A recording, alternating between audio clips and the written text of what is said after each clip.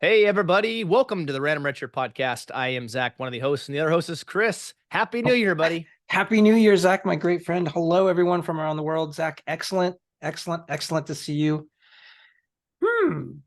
Happy New Year. Oh, we're breaking out Yoda this early in the new year. Well, it is a new year, I guess, isn't it? Oh, my goodness. Yeah. Um, Happy New Year, my friend.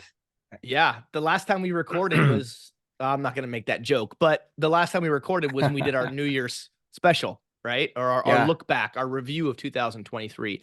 I'm looking forward to 2024. And we're back with a new episode here in 2024, the first of the new year. Hmm. And we get a chance to deep dive again into another episode of Star Trek. Oh, this is a two-parter actually, but this is one, Chris, that a lot of people have been asking about and wanting us to do, and that is Star Trek Voyager's Year of Hell, Part 1 and 2.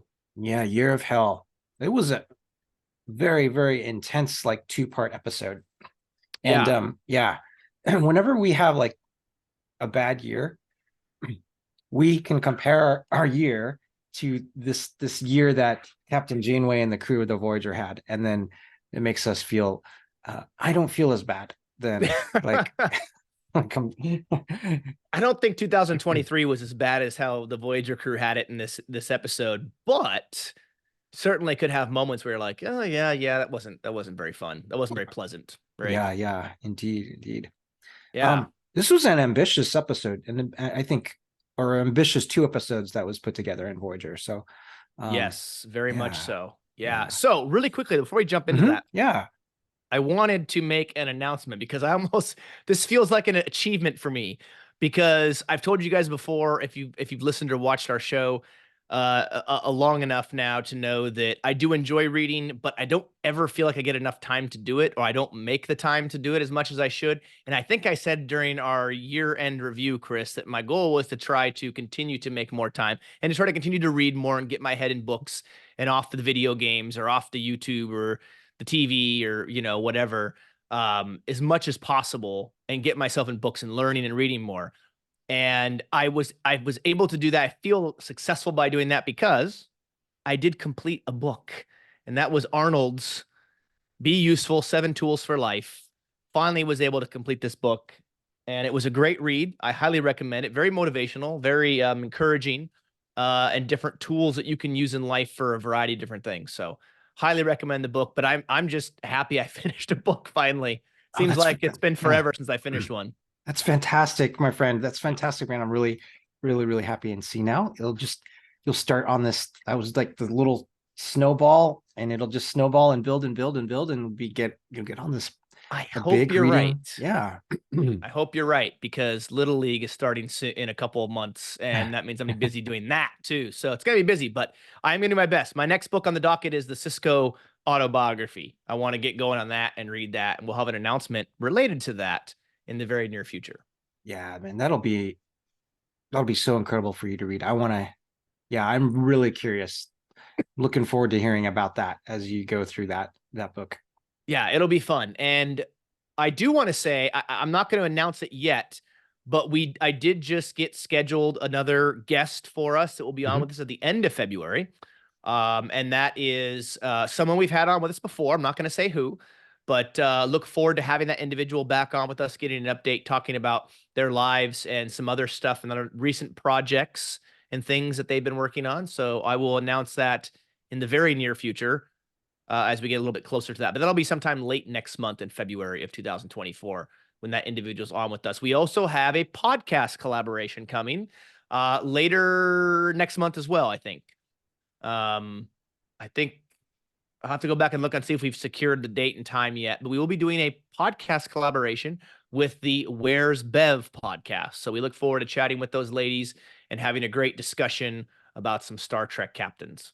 So that should be Yeah, a lot that's of fun. good. Yeah, that's going to be a lot of fun. I think we did secure the date because you and I know we were looking at both of our calendars, Yeah, I've seeing just that got to make was. sure that time I got to go back and look at the messages on Instagram when I was communicating with them. So I'll go back and look at Yeah. that. But yeah, that's going to be coming next month as well.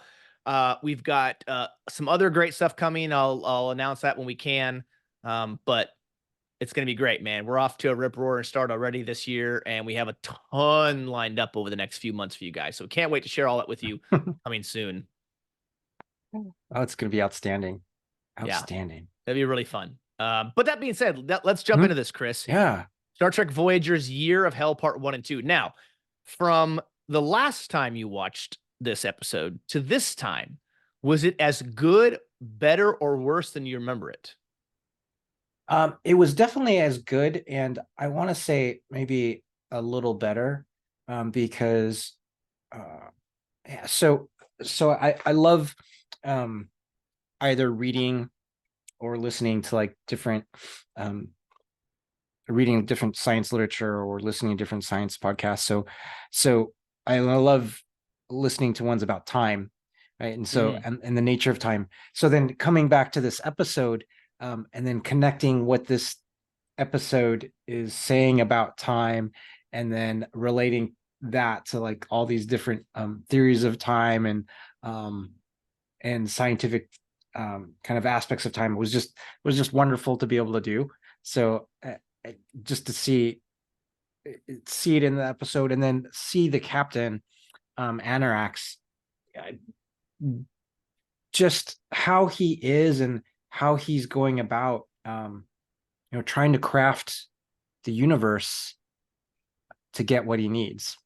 So yeah. so that was really really fascinating. So it was, in a way, it was a little bit better because, as I just appreciated all these like nuances of the concept of time, jumping back on this episode and exploring kind of all of those different dimensions of it was cool. It was cool. How about you? Was it better for you as well? I don't know if it was better, but Mhm. I feel like it was just as good as the last time I'd watched it. Mhm. It's really a great episode. We're gonna dive deep into this. There's a lot to discuss in this two-part episode, which we know Voyager is well known for and really good at doing these two-parters, right? This episode was co-written, at least part one was co-written by Brandon Braga, who goes on to be one of the showrunners of Star Trek Enterprise early on, and then also the other co-writer was Joe Minoski. Really, really good. Two-part episode. For me, I look back and go, man, there's a lot of science fiction franchises that you and I both love, Chris, Yeah. that deal with time travel, Yeah. right? And it made me think, hey, we did this episode on our podcast pretty early on back in season one, where we talked all about time travel and some of our favorite series and the how time travel was viewed by currently by our scientists here in the real world. And so if you haven't checked that out, you can find that wherever you get your podcast. It's not on YouTube because it was early on in our show before we started doing video. So be sure to go check that out. You can also go on Facebook and Instagram and check us out there. Be sure to follow us, as well as if you're listening on the audio side, you can subscribe to us on YouTube and follow us there for all the video versions of our current episodes. Um, but yeah, I would say, Chris, that this episode was probably just as good as the last time I watched. I don't think it was worse. I don't necessarily think it was better, but it was still really, really good. Mm-hmm. Yeah. Very nice. Yeah. So, all Yeah. right, let's jump into this. Let's get going.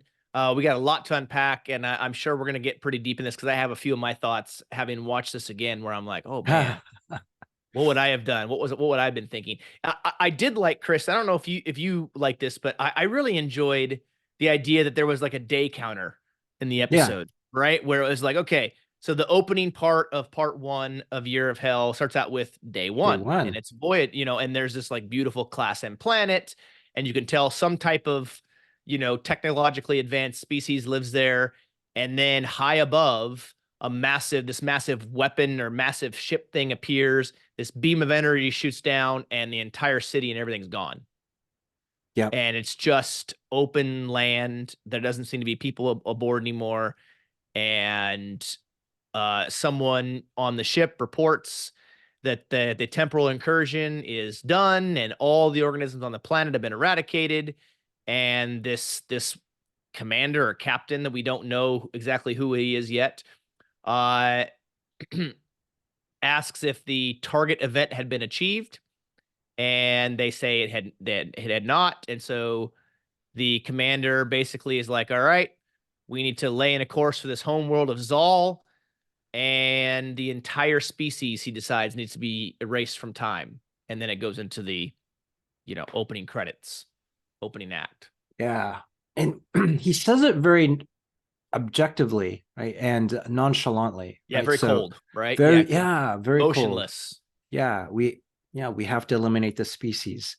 And has all of the organisms, have they been like taken care of them? Are they eradicated?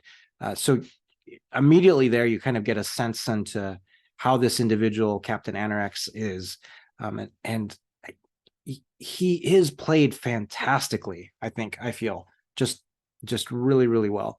And I grew to like him more as I watched this episode, the second time. So for me, that's how I Interesting. felt. Yeah. I had different thoughts about that, but I'll kind of share some more of that if I remember as we get later on into it, where we talk about Chakotay and Mhm. his and the Anorax's interactions and Tom Paris and so forth. But yeah, I think I remember the first time watching it, maybe liking him more, but I think my feelings are definitely changed this go around. Yeah. So we'll get into that for sure. But Yeah, completely can understand. Yeah.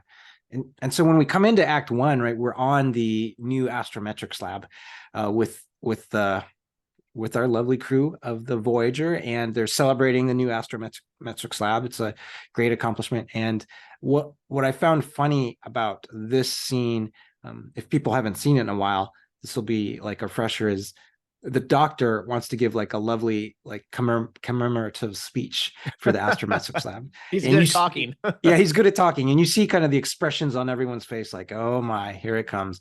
And he gives the speech, and it just keeps going, and it keeps going, and it keeps going. And so I love that's a fair bit of good humor in that scene. So that was nice.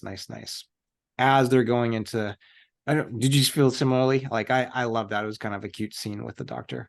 It really was. There was a meme that I found one Oh time online, and there's this picture of this girl, and she's just got kind of like this like partial eye roll, like she's looking up, like she's getting ready to roll her eyes, yeah. and it asks the question like something to the effect of have you ever gotten pre-annoyed? Like you just like somebody's going to annoy you, and you're already annoyed before they even start annoying you, and I'm like, yeah, that's pretty much how I felt like these characters in this scene were like, oh yep, here he goes, here goes the doctor. He's gonna. They're already annoyed before he even starts talking because they know what's gonna happen and come next, right? And I thought that was hilarious. And then you see Janeway's reaction when they like, bridge to the captain, and she was like, "Oh, go ahead," and they're like, "Oh, we got a ship coming in. All right, on my way." She's like, she's been saved by the bell, so to speak. Yep, she is indeed relieved by that.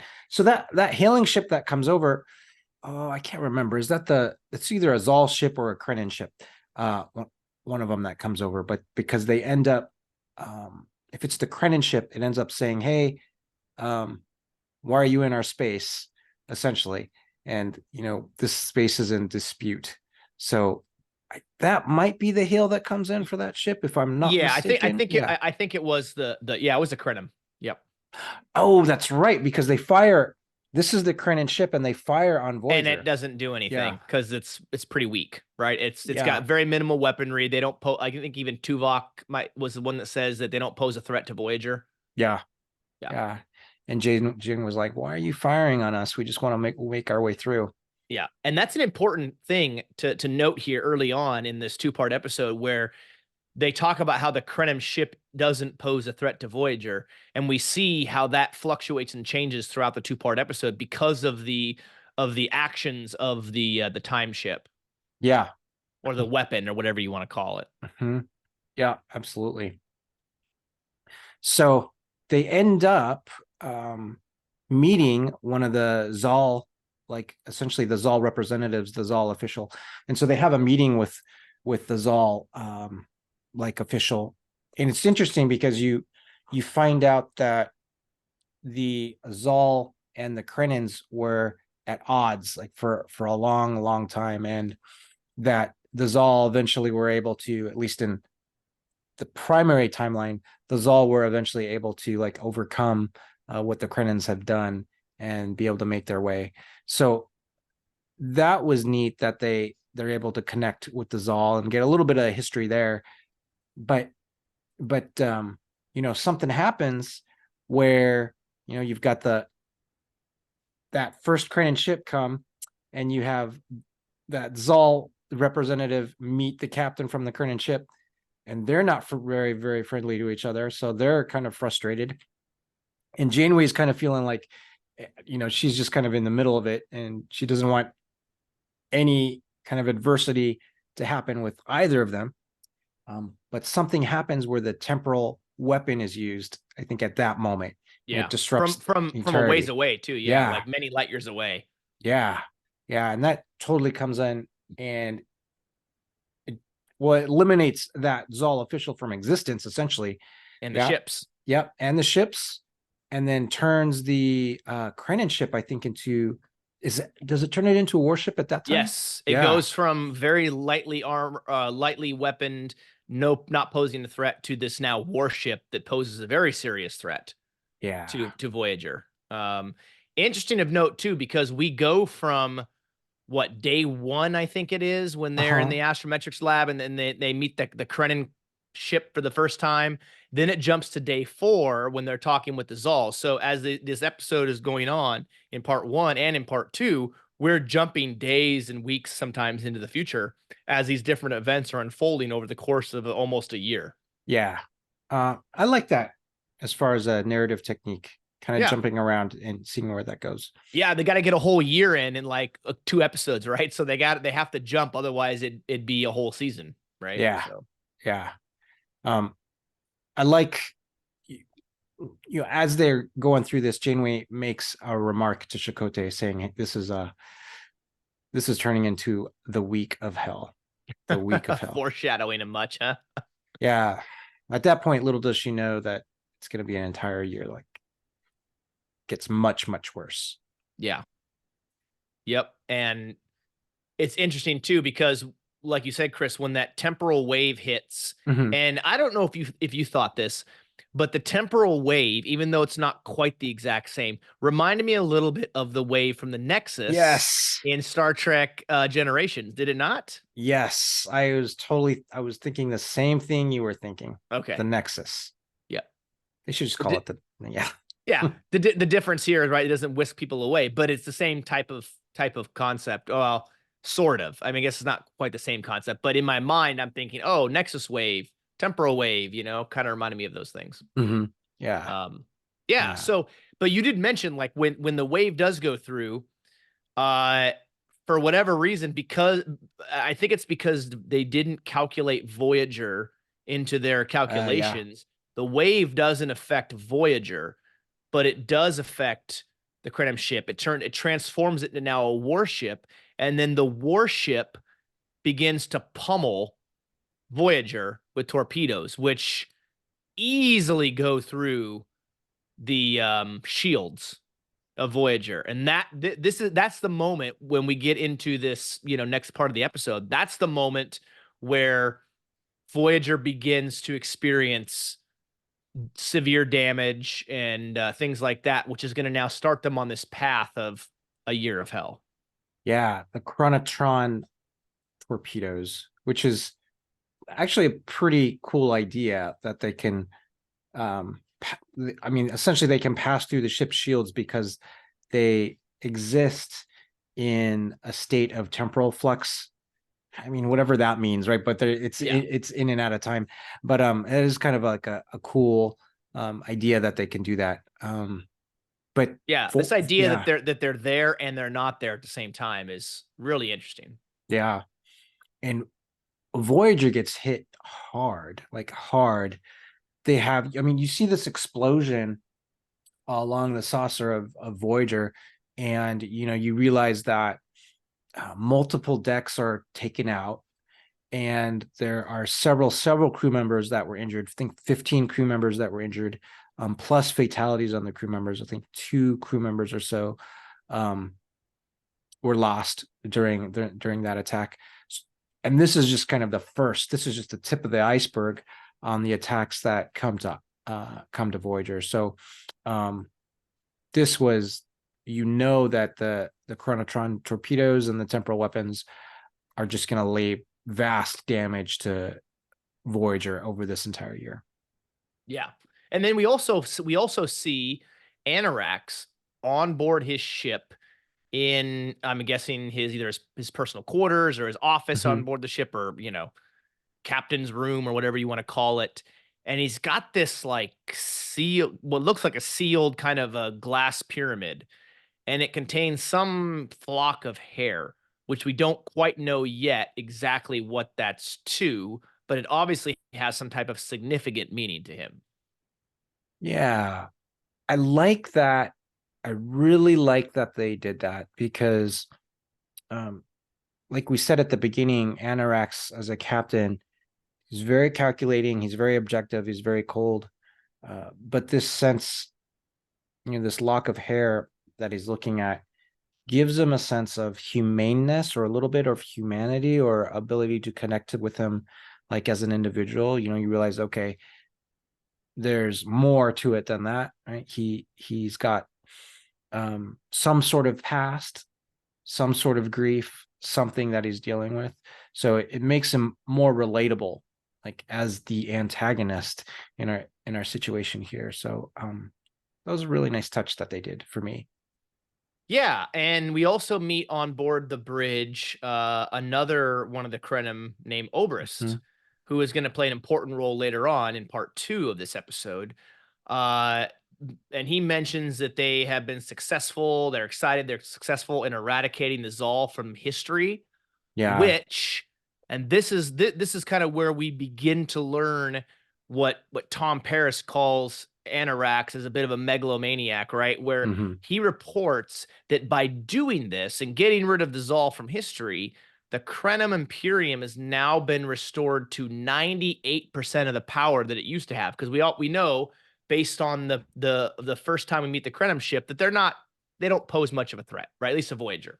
So we know they're not maybe that powerful, or they're not maybe as technologically advanced as Voyager, or at least other Krenim, not including the ship, the weapon ship. Hmm. Um, and so he mentions like there's like 849 worlds over what they call 5,000 parsecs. I don't know if they stole that from Star Wars or not, but 5,000 parsecs tells you that the Krenim Imperium just went back to this massive, massive amount of power. Or I don't know, power and control is the right word, but their territory expanded back to maybe what it used to be at one point. Um, but this one location keeps coming up, right? This colony on uh Kayana, I think they say Yeah, Kayana, Kayana, yeah. Kayana Prime. But we know, and we learn from this moment forward that really Anorax isn't necessarily concerned with restoring the entire Krenim Imperium. He's concerned with the people living on Kayana Prime. That's the driving force for what it is that he's doing. And so we learn very quickly that this work, that all these calculations that they do over and over and over again to try to get things just right and restore things a certain way. And even Oberus is like, look, we had 90%, 98% of our power back. Like, we have 849 worlds now, 5,000 parsecs, which is obviously a massive amount of space. And he's not happy. Anorax is not happy with it. Yeah, that's right. I mean, we learn, soon after that the reason why he's not happy is, his family is on Kayana Prime. Right? So he's it was his own doing that erased his family from the timeline from there, right? So what irony in that there was, because in his Yeah. right in his quest and his job to kind of defend his planet in his eyes, defend his species against their enemy, he did it successfully. But then that was at the sacrifice of his own family, his own colony. And Completely, yeah, yeah, go ahead. yeah, completely unknown to him that was going to happen. Yeah, because I don't remember. I think this happened in part 2, but um, I want to say he it was the very first like shot of the weapon that did it, right? Wasn't it the first attempt that they made to kind of restore their Imperium? And that very first time it would happen is what Yeah. removes his family, and then he's been trying ever since. And every time he thinks he's got it, it doesn't work. Yeah. Yeah, that's right. He's been trying ever since. Yeah. Anorax, in a way, he really reminds me of Captain Ahab a little bit, Yeah. in this way. As long as many other captains, have, but he's just on this quest for, that getting Kyanna Prime was his white whale. That was getting that. So he was willing to, sacrifice, like, obviously sacrifice like everything else to be able to get Kyanna Prime. Yeah, there was nothing that was untouchable in his thirst and quest to bring his family back, right? And Yeah. it was interesting when Oberys tells him this, and his response to this, Chris, was that they had failed. They got 98% of their Imperium back, but they failed. And then he says, start calculations, for another temporal incursion. And this is where I think he loses Oberist permanently, right? Oberist still continues to do things, but knowing that this guy, maybe this guy's crazy. We just achieved our goal, right? And it's not good enough. We failed. This is where I think Oberist then down the road, when after Chakotay and Paris come on board, becomes susceptible to suggestions by them to say, hey, we got to stop this. We got to quit doing this. We got to disable the weapon because it's not going to get any better. And there's even, I want to say somewhat early on in this episode, they make some comments, and then it's continued on in part 2 where they say that they've been at this for 200 years. Yeah. That's a long time. And imagine being on one mission for 200 years and the captain keeps telling you, nope, it didn't work. Okay, next, keep going. And this idea to get it absolutely perfect, right? This idea of he wants to bring his family back, but then by doing that, hopefully it restores the Krenim Imperium. But how many times, how long can they go before they get it? They may never reach that goal. And I think Chakotay points that out to him. There's like, you may never actually may never actually be done. Yeah. I think that is an important thing. I assumed that, so it was 200 years, and I assumed that they didn't age. I was making that assumption with the Krenim. Yeah. And that because they existed outside of space-time, outside of the fabric of space-time, I guess, per se, that they didn't age, but would experience, those 200 years in their, I guess, their perpetual age form right there. I have to imagine that because they're doing the same thing like over and over and over and over and over again, and the results, they're not able to get the results they want. Some of them have to be going a little bit insane, like along the way, because they're just doing that like all the time, and that's probably, Anorax has probably lost some of his sanity in the last 200 years, and the other officers on the ship may have as well. But Oberst kind of, in these interactions with Anorax and kind of seeing what Anorax does, Oberst is starting to become, you're right, more. He's really seeing Anorax for what he is, and then becoming more aware that, there needs to be a way out of this. This is just, it's never going to end, right? It's going to be their kind of perpetual thing that they have to do for the rest of their existence. Yeah, and I think you're right, Chris. We talked about how that maybe they're not aging, right? Because, and of course, we don't know how long these Krenim live, right? We don't know their life expectancy. Maybe they live hundreds and hundreds of years. But I think this idea that because they're outside of space and time and everything, they're not aging the same way. And what gives that away for me is when Oberys makes a comment to, I believe it's Paris, when he talks about how he's celebrating birthdays of family members and friends and stuff that don't exist and haven't been alive for a long time. Makes me think that he's celebrating birthdays of people that he knew but aren't around anymore because he is outside of that. Yeah. Right. That's to me, I think, what would justify the thoughts that you had about them being, not experiencing the lapse of time because of the ship that they're in. Right. And I think that's spot on. Yeah. Yeah.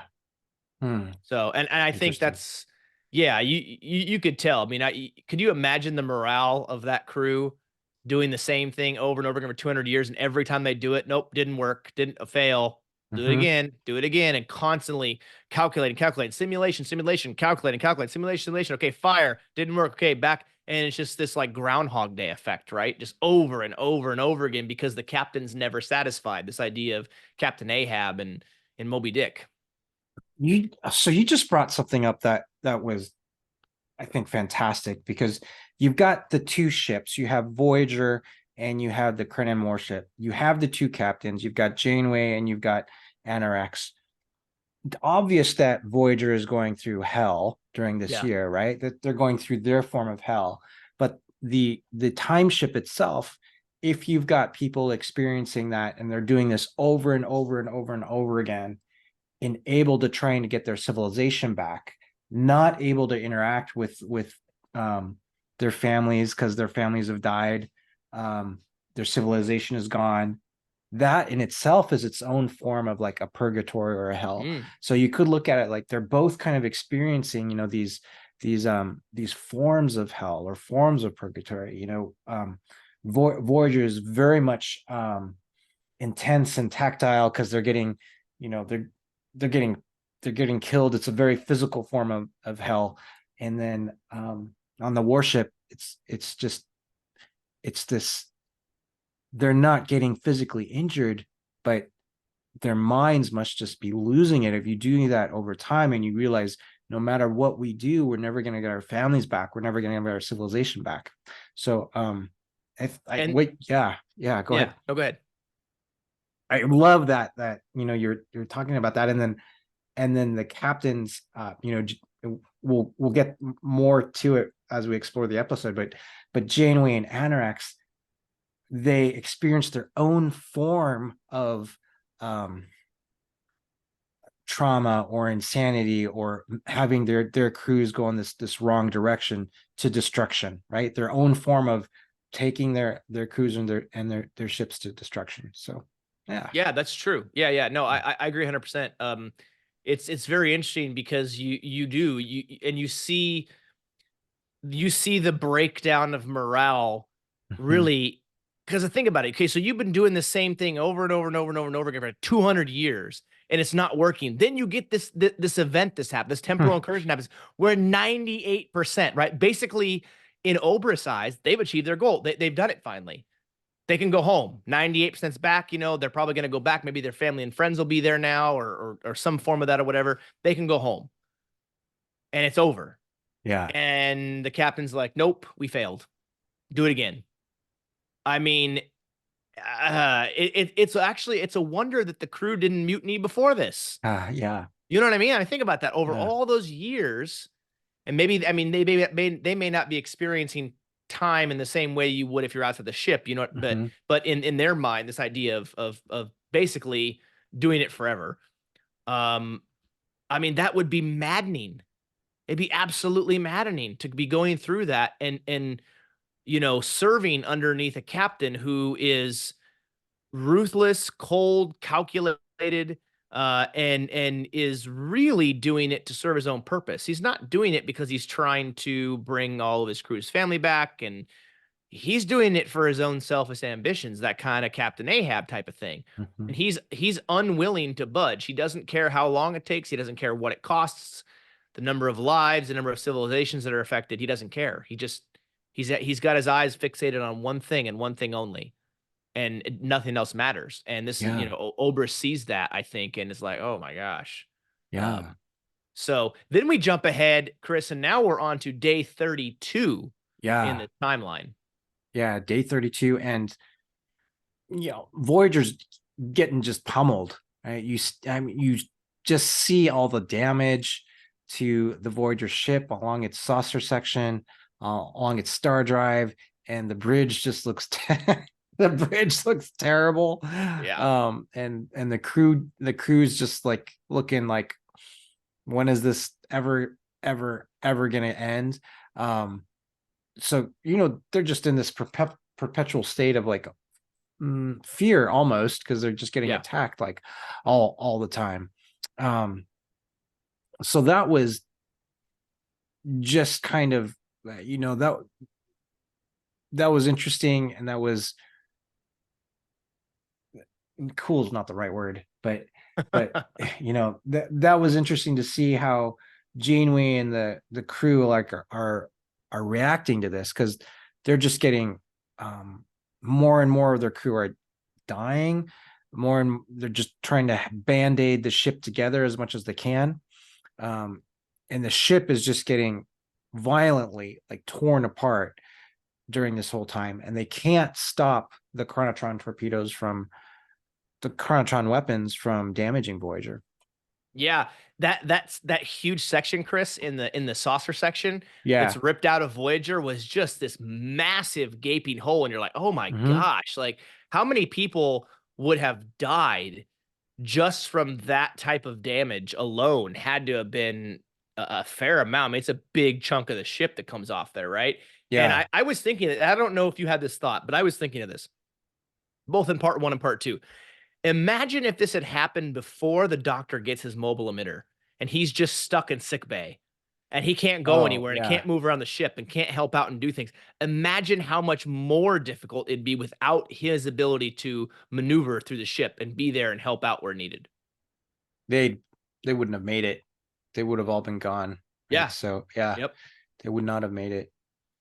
The key part for me during this time is, since they're getting pummeled, they don't have a solution at the moment. Um, is when Chakotay has the conversation with Janeway, and it's very much a Chakotay solution, I think.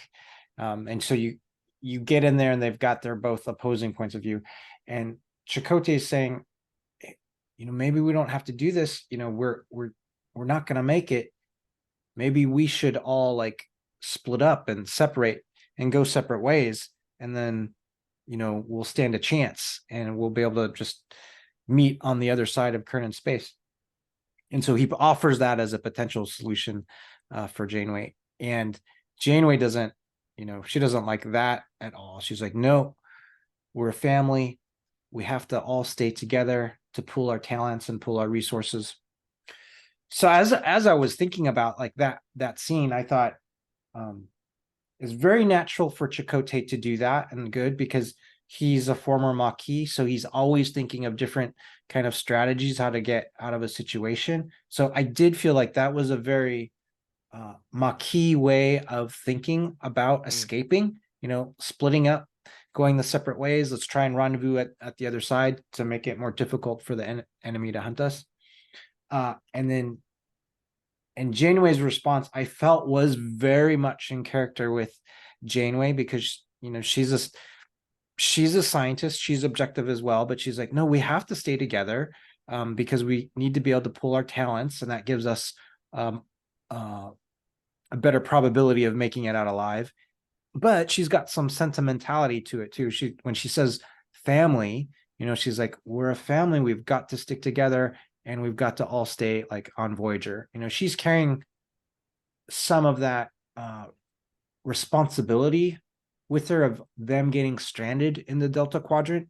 That's got to be in her mind at the same time, and that's why she's like, we have to stay together, we're not going to split up, and she's very adamant about that. Yeah. So that was key for me in that kind of that sequence and that scene. Yeah, no, I think you hit the nail on the head there, Chris. This idea where Chakotay, the Maquis thinking, I think was great. I actually really didn't consider that as far as how he might be thinking, the way he might be approaching it from that Maquis perspective. But I think he's being a good first officer, right? He's presenting options to the captain. I did like it when she disagreed with that, and he's like, "Okay, that's good," because I didn't really believe that idea anyways. He's like, but it's almost like he's doing the first officer thing, right? He's presenting Yeah. her with options. He may not like the options, but he's still giving her the choice. She says, "Yeah, no, we're gonna stay together," and he's like, "Okay, yeah, that I'm pretty much I'm glad you did that, right?" Interesting too, though. She finds her lucky teacup Mm-hmm. and then puts it on the table, and they get called back out to the bridge, and it falls off and shatters. And it's like, wow, if that isn't a foreshadowing of more things to come, right? The damage and the things that they're doing, all the things they're going through, to me, I don't know what is. Um, Yeah. right. But then we jump to day 47. So now we've jumped what, another like 15 days, a couple Yeah. of weeks again in the future. And we find Ensign Kim, Lieutenant Torres stuck in a turbo lift. They're not able to get out. So it's just Yeah. showing the continual idea that the ship Voyager is getting continually decimated. Things are breaking down. Things aren't working. I did find it kind of fascinating. We know Lieutenant Torres is injured in this scene, right? She's got a fairly significant injury. She can't really move a whole lot. So Kim's trying to do his best to take her mind off of the injury. They're Mhm. playing these guessing games, asking about, 20th century entertainment and interstellar history. And I find it funny that Torres doesn't know the name of Cochrane's ship, the Phoenix. Although we know that Seven of Nine knows the answer because she answers it after that she rescues them. But I guess they were stuck in the turbolift for about 6 hours or so, according to Ensign Kim. Yeah. But we just see the continual um, destruction of Voyager as this episode's going on, obviously. And we also get Janeway, Chakotay, and Paris on board the bridge discussing some kind of plan by Paris to use these, I guess, transverse bulkheads in order to help try to seal off sections of the ship in the Hmm. event of a breach, which he gets the idea from the Titanic, of all things. Even though Hmm. the Titanic thing didn't work, it sank, which is funny because Janeway's like, but yeah, didn't that ship sink? And you're like, well, why would that be so difficult to remember? But it's like, yeah, well, they're like 300 years in the future. So Titanic is really far in the past. For us, Titanic is, a little over 100 years ago. This is like 400 years ago for them. So interesting there. They point that out. Yeah. Yeah, it is. And the Titanic being in the past, and they're using the idea from the Titanic, right, to help them in the situation in the present. Um, and then there's a quote. I'll bring this quote right now because I thought it Yeah, was beautiful please from do. Captain Anorex, but it was for time when he was describing time. It was this. It was the past, present, and future. They exist as one, and they breathe together. So Mm. having that concept together, right? The concept that was used in the Titanic, Paris happens to know about it. He brings that to the present with Voyager, and they're using that bulkhead concept that was in effect for the Titanic. So the turbo lift scene. I want to go back to that. Yeah, yeah, yeah. I think you'll like this because it is Seven, right? That saves Kim and Harry, or excuse me, it saves Balana and Kim. And when Seven says, "Hey, the name of the ship is the Phoenix," Harry Kim he asks Seven, "How do you know that?" And Seven says, "Well, the Borg were there. Borg was there." And he says, "Well, what?" And she says, "It's complicated."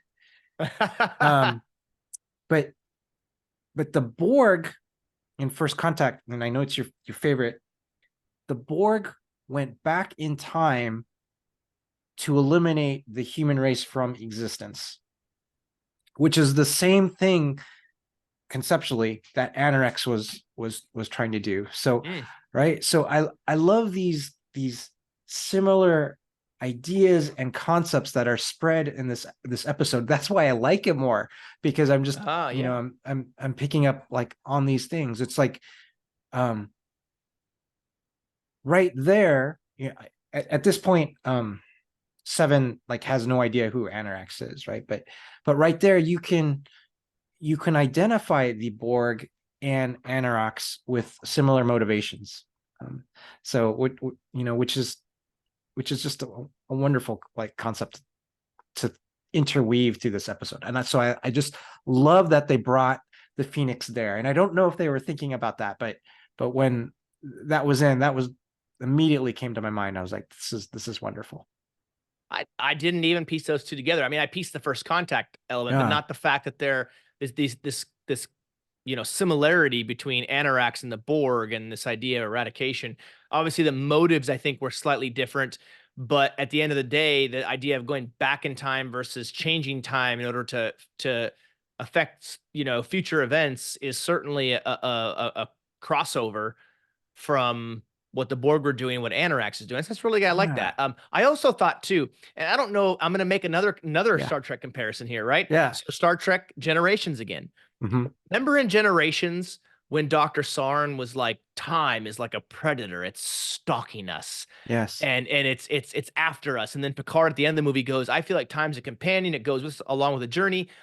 And in this episode, or two-part episode, Anarax compares time or describes time in a way that makes it like its own life form, right? It's its own being. And in Generations, we also get that, where Sauron looks at time, this idea that it's stalking you and it's coming after you and it's ready to pounce and eat you alive and so forth. And so the Nexus breaks that bond and removes you from that predator and gives you this ability to go anywhere and do anything and see anybody and whatever.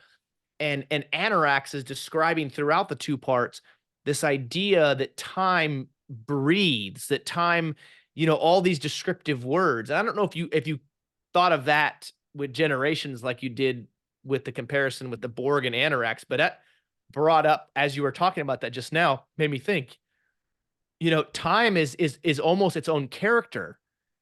In this episode and in Generations, they use time in a way that it's its own character for the story. That's beautiful. I mean, some of what Anarax says, time has moods. It has it. Yeah. It can be angry. Time has anger, it has vengeance, it has retribution. And he says, time itself has punished me. And time is a character in itself.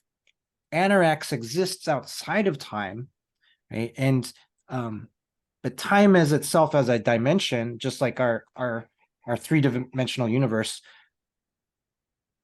our three dimensions in space is a character itself, right? Because we encounter those challenges, whether it's a cliff, whether it's a drop, whether it's a mountain, those become characters in themselves, like as we interact with the universe and the world.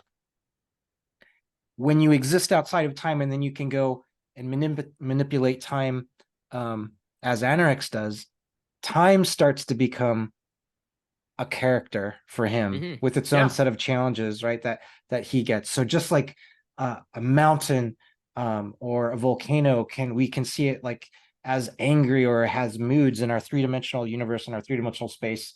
Then he sees time in its fourth dimension as something else that has moods. It's just really cool, and beautiful idea. Yeah, that you were thinking the same thing then, because these episodes went through, he's describing time like he would describe another character. Yeah. So time takes on this character form in this episode, and it kind of does in Star Trek Generations too, a little bit, right? The way Dr. Sauron describes it, because he's trying to defang the beast, defang the predator, so to speak, right? So that he can, live outside of time and space in the Nexus, kind of the way they're doing on board the ship here in this. Anarax and his crew on board this Krenim weapon, that they're outside of time and space, so that they can then manipulate and do things as they need to in order to, inject their will or inject Anarax's will upon the universe, or at least in their, maybe not the whole universe, but at least in their area of space, right? In their that quadrant, and that area of the quadrant. So yeah, really, really good. I think that was good discussion there, because a lot going on here, a lot to think about, a lot to talk about, and very interesting. As we go through the this day, what was it, day 47, We Seven also discovers an undetonated chronoton torpedo stuck in the hull of the ship, and that would have to be in and of itself frightening. Yeah, for sure. And she thinks she contacts Tuvok to say, let him know, and he's like, okay, I'll be down there. And she's like, get here fast. And Yeah. so she's so Tuvok and Seven are there trying to take care of their torpedo, and he's trying to get her out of there, and she's scanning it, and she's saying this might be the only opportunity I can get certain characteristics of the torpedo. And so she spends like a few like microseconds more trying to do it, and she gets information, and Tuvok's like, well, that was excellent, but you disobeyed my orders, and please don't ever do that again. But unfortunately it does detonate. I believe the torpedo does detonate, and Tuvok is he's injured there, so he's blinded by that Yeah. explosion. So that information that she got better have been worth it because it cost Tuvok his sight. Well, at least Yeah.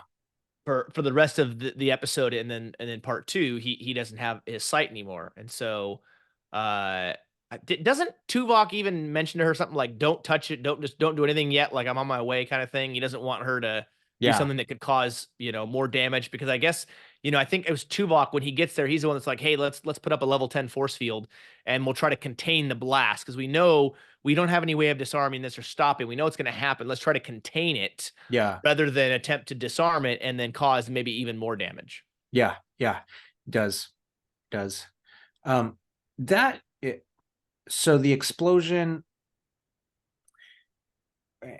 that kind of so that moment is kind of a bonding moment right there for Tuvok and Seven, that we see afterwards, right? Because I mean, we'll see that, I think, later on in either this first episode or the next episode, but it is this catalyst where Seven kind of feels like, for lack of another better word, almost like his caretaker, and we'll see that a little bit later. Yeah, now that no pun intended for the pilot episode of Voyager, yeah. right? Yeah, that's But right. yeah, that's true. Yeah. But yeah, part of this though, I guess the question is it worth it? Because so Tuvok suffers, an injury, he loses his Yeah. sight.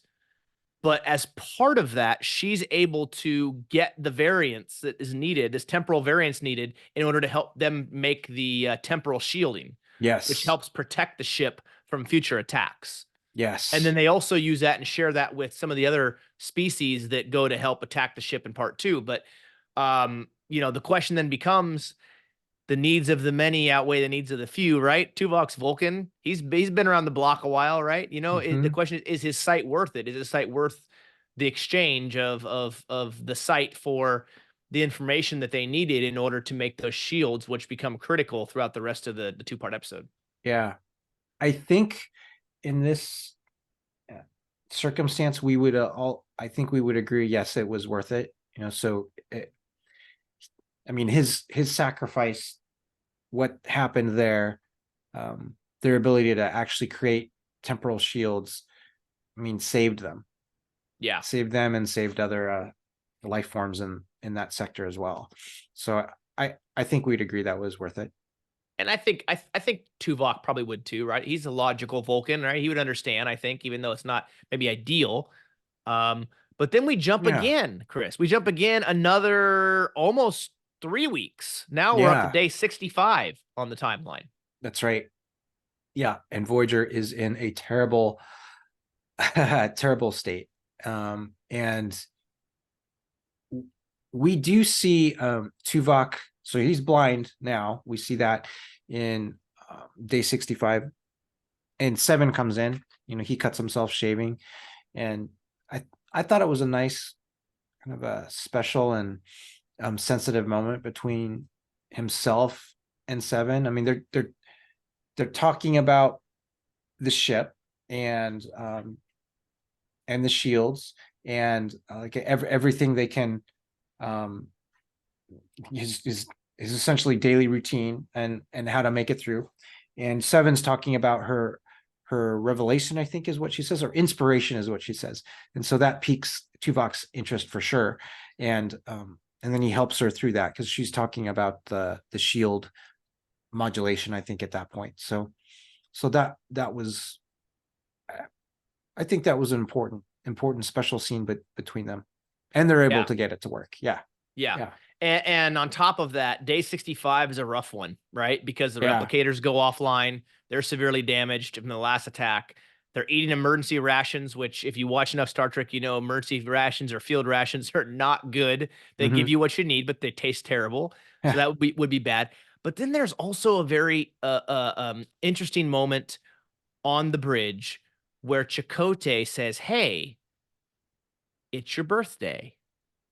And he gives her a gift, right? And it's this Oh, little silver pocket watch that he yeah. replicated for her many months before. And Janeway is very much, you can't do this. We need the power. We need for replicator, or for to do use for other things, and so but we can't afford this kind of non-essential luxury items. You need to recycle it. You need to get rid of it. We need it. We need that power back. And this comes into play later, this pocket watch, but that was kind of a bit of a hard moment to watch, because you could just kind of see the rejection on Chakotay's face. He's trying to give some semblance of like a mental break for her for a couple of minutes from everything that's been going on by giving her this wonderful gift. And she just completely shoots it down. And you can just see the look on Chakotay's face, like, okay, so she's pretty much gone at this point, right? Like she's not really the same captain that she was before all these events started, and rightfully so, given what they're going through, right? And all the what's on her shoulders as the captain. Hmm. But that was a bit of a tough moment to watch between those two. Yeah, it was like this total rejection for Chakotay's sincerity at the moment, and yeah, you're right. She at this point she's kind of really disconnected from the crew. And she's kind of gone into her own space, um, and then I don't think she can really read the morality or mood of the crew. I mean, she knows it's bad, but she's not able to get out of it at this point. Yeah, And she's and so fixated, right? She's so uh, hyper focused and locked on all these little minuscule tasks that she doesn't step back as a captain, right? Like you said, reading the crew. and what symbolism, what great symbolism they used, and that the gift was a watch or you know Time. time. Yeah. Yeah. That's why I Really, like, really. yeah, Yeah. I like it even more this episode. Yeah. Yeah, it's really true. But we continue to see all of the debris and the damage to Voyager over and over and over again. Mm. Um, and then we also see something I found very interesting, very moving. This idea that because of Tuvok's injuries and now his disability with the an inability as well to not be able to see, he tells the computer when he arrives on the bridge to initiate tactile interface, allowing him to operate without being able to see. And I found this interesting because it's almost like maybe like the Federation's version of Braille, right? Like he's blind. Ah, And so yeah. his ability to read the console without being able to see it would kind of be like Braille. And Hmm. I don't think I've ever seen, prior to this episode and any episode since then, them do anything like that in a Star Trek episode, which I thought was a really, really good touch, really nice touch, given that the situation he's in, and being able to kind of represent that in this episode, I thought was wonderful. Right. They should bring that back. That they should bring that idea back in other episodes. Um, and the word that came to me for how Tuvok was, with his blindness, I think you'll agree, he was extremely dignified. Right. So Mm, he carried himself, uh, his interactions with Neelix, his interactions with the captain, with Seven, he carried himself with dignity, which is important to Tuvok, important to Vulcans.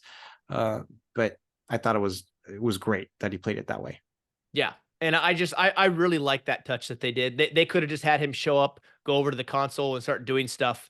No one Mm-hmm. really would have thought otherwise. Okay, yeah, he knows where the console at. That's his station, right? So he know where all the buttons are. He didn't even have to see them anymore. But the Yeah. fact that they brought in this idea of tactile interface that helps him be able to read the console without being able to see, um, I think was a really, really nice touch. Yeah. Yeah, it is. But besides having the shields ready to go and coming across the Krenim again, and now they're not defenseless anymore because of the shielding. They maintain their course through Krenim space, but elsewhere the Krenim are at it again, right? This temporal weapon ship finds another planet, Mhm. this time a race called the Graynor, Yeah.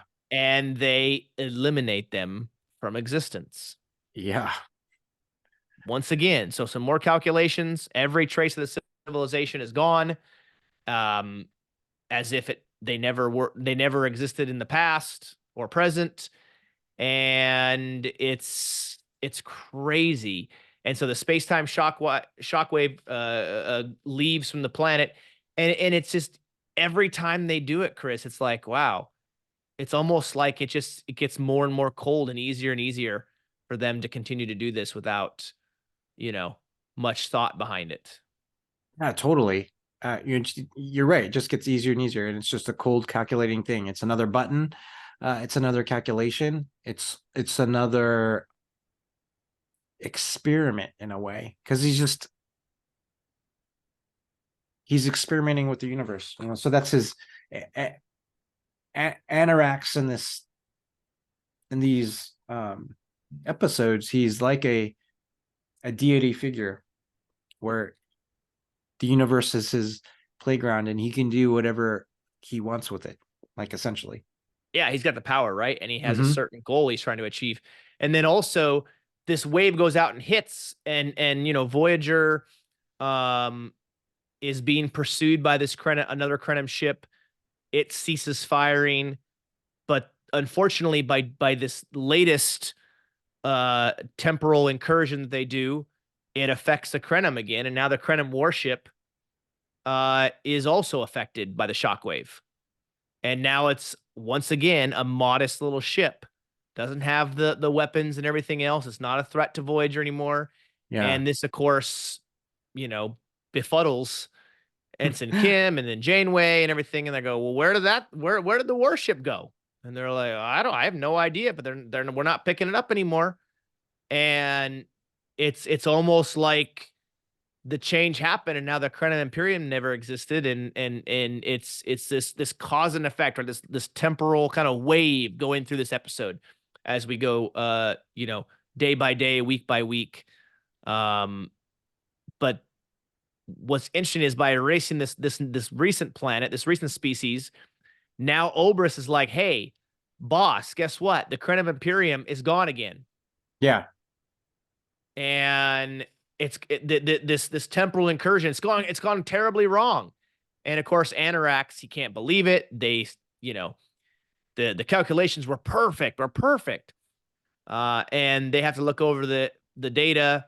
But here's where they figure it out, kind of, where Oberys goes, well yeah, but there's this ship that was didn't seem to be affected by the wave or whatever. And this is then where they go, well, this is an outlier because this wasn't accounted for in our calculations. That's when they set the course to go see Voyager. And Yeah. then we jump again to day 70. So now we've been jumping weeks at a time. Now we're jumping just 5 days into the future. Yeah. Yeah. Voyager was an anomaly that they hadn't predicted again. So now Voyager they kind of have an idea like of what's happening, right? And so because these phases and these civilizations are coming in and out of existence,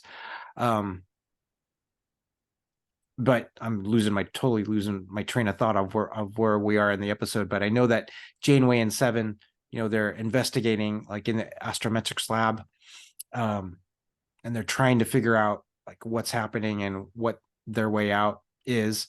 Yeah, where the shockwave came from. Yeah, right. Yeah, that's right. I want to say this is the first. Is this the first shockwave that hit Voyager, or maybe this is the second one?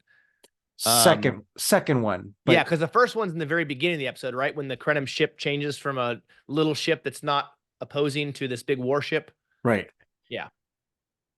Yeah, and they are, I can't remember if soon after this is where Janeway is explaining to the crew that, okay, everyone's gonna abandon ship. This might be a little bit before that. It's a little bit Right, before Nick? that, yeah, because Yeah. they're in astrometrics, right? And she mentions to Seven mentions that, yeah, there's no sign of any life on this planet where the shockwave originated Yeah. from. And Janeway's like, well, wait a second, we just passed Garnier about just like a few weeks ago. And she's like, yeah, well, there's no sign of anything that they existed anymore. And this is when Janeway and the what's left of the crew of Voyager and everything are beginning to piece together what's going on, right? This idea That's that, right. okay, now things are starting to make sense, and that something's going on. There's still something missing, but Mhm. we're starting to get a picture here of what's going on and what's exactly happening. And then we have Anarax's ship like appears like soon after, right, to Yeah. investigate the Voyager and Yep. take care of it. And then you have that you've got that communication with Anarax communicating to Voyager and saying, "Hey, I'm Captain Anarax, and I I don't hold any hostility to you, Captain Janeway, but I'm on a mission too, and I've got to do this." And that's where Janeway's like, "Oh, he's on a mission," and so she kind of puts those pieces together even more. And then he tries to erase Voyager with his weapon, with the temporal beam, and uh, that's where they realize, so Voyager's essentially getting torn apart right there, getting obliterated, and they say, well, we can outrun the ship. We still have warp speed. We can do that. And um, Janeway takes them to warp speed, to warp 7, I believe. And Tuvok reminded her, hey, if we go to warp, we're gonna lose a whole bunch of the ship because it's still not structurally stable. But they do to go to warp, and you see all of these pieces of the ship kind of peel away, like as they go to warp and as they escape Anarax's ship. um, and that's where you kind of realize, oh, the ship is so severely damaged, and that's where Janeway's kind of come to the conclusion on, okay, now it's time for everyone to abandon ship, and she gives those Yeah. orders. Yeah. I, that exchange between Anorex and Janeway was interesting, Chris. I don't know Yeah. if how you took this, but when he says to her, "Hey, we have to erase your ship the timeline because it's affecting too many things or whatever," right? And he tries to justify it to her, right? He says, "Well, yeah, but by doing this, it will restore the lives of countless millions." Like, oh, that's justification. We're going to kill you. We're going to erase you from history, but it'll save the Mm-hmm. lives of millions. And as an audience, we know, yeah, BS, because you're going to do this and then you're just going to keep going back to calculating and getting rid of more civilization things that you're not really going to be saving anybody. It's just a really lousy justification as to why your actions are justified. Yeah. Yeah, that's right. This is where this guy, this Captain Anorax guy, becomes really, I mean, not that he already wasn't already, right? But really you see kind of the sleaziness of this guy, because he's like, yeah, well, this is going to save all these people if we do this and everything. And I'm thinking to myself, okay, I get it, but you are literally trying to justify every action you do. You have a justification for it. You're justifying genocide. Mm-hmm. I mean, Yeah, he not is. not that not that Yeah. not that not that removing Voyager from the timeline is genocide, but just your actions as a whole, right, is genocide, and you're trying to justify that. And I'm just like, man, really, I'm really not liking it. But by going to warp, like you said, Chris, the ship loses a lot of hull, and it's really crazy. So this is when um, we jump ahead a few more days, and she has Mm-hmm. this meeting with what's left of the crew and says, I try to keep everybody together, but now, I can't ask you to stay here. The senior crew will stay here, but the rest of you, it's time to abandon ship, get the escape pods, head towards home, head towards Earth, and we will see you again, and we will rendezvous again. And give some kind of inspiring words.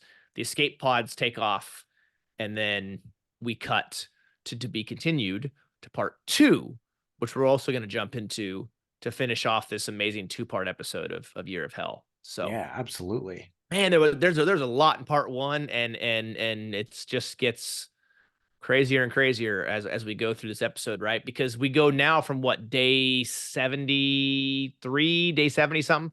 Yeah, Now we jump to 133. And oh, by the way, Chakotay and Tom Paris were also taken by the Krenim ship, right? By Captain yeah, Anorax. He takes a couple of Janeway's crews because he needs to study them, right? To see, make sure that all that information goes into his calculations. that's right. That's right. So they're essentially hostages right now, but they're Yeah. treated very well because um, Anorax is At least after a while, right? Because I think they're yeah, kept in solitary for a while, trying to get information out of him. And then eventually he's like, all right, well, we'll start taking care of you, I guess, as long as you talk to us about stuff. yeah, yeah. Anorax is very there's a lot of dimensions to him because he uh, he treats Chakotay and Paris kind of like individuals, but everything else when he's affecting the timeline, when he's doing the calculations, how he talked to Janeway, everything else was just like an object. Was Mm. was not like it was just something that he could manipulate. That was just like uh, a rock, not an individual, but just like a rock he could manipulate. So that's I found that kind of interesting with Anorex. Yeah. Yeah. So now we're at the beginning of part two, and we're at day 133. So we've jumped now a couple of months right into the future. And Voyager is now in Mm-hmm. this what they call a class 9 nebula. There is some sort of issue with the ventilation system, so some of the nebula is seeping into the ship. It's not good to breathe in. We learned that very quickly, and Janeway and Kim have masks on that kind of remind me of the masks that they wear on board the quote unquote asteroid in Empire Yes. Strikes Back. Yes. This I They're was thinking shooting the the same thing. Minox outside the ship. Yeah, That's right. yeah, it reminded me a little bit of that. And so they're able to get it fixed in order to prevent more of the ship from being flooded by the nebula. But this things come to head here between the doctor and Janeway, right on the bridge, where she's like, "Hey, just give me this medicine; it'll help me breathe better." And he's like, "It's only for emergency extreme measures and blah blah." And she's like, "Ah, I don't care. Give it to me anyway. I have too much to do and stuff." And so the doctor ends up giving her the treatment against his Yeah. wishes. And then Janeway stays on the bridge, and Torres is at the con, and warp drive I think is still offline because one of the nacelles is not fully functioning.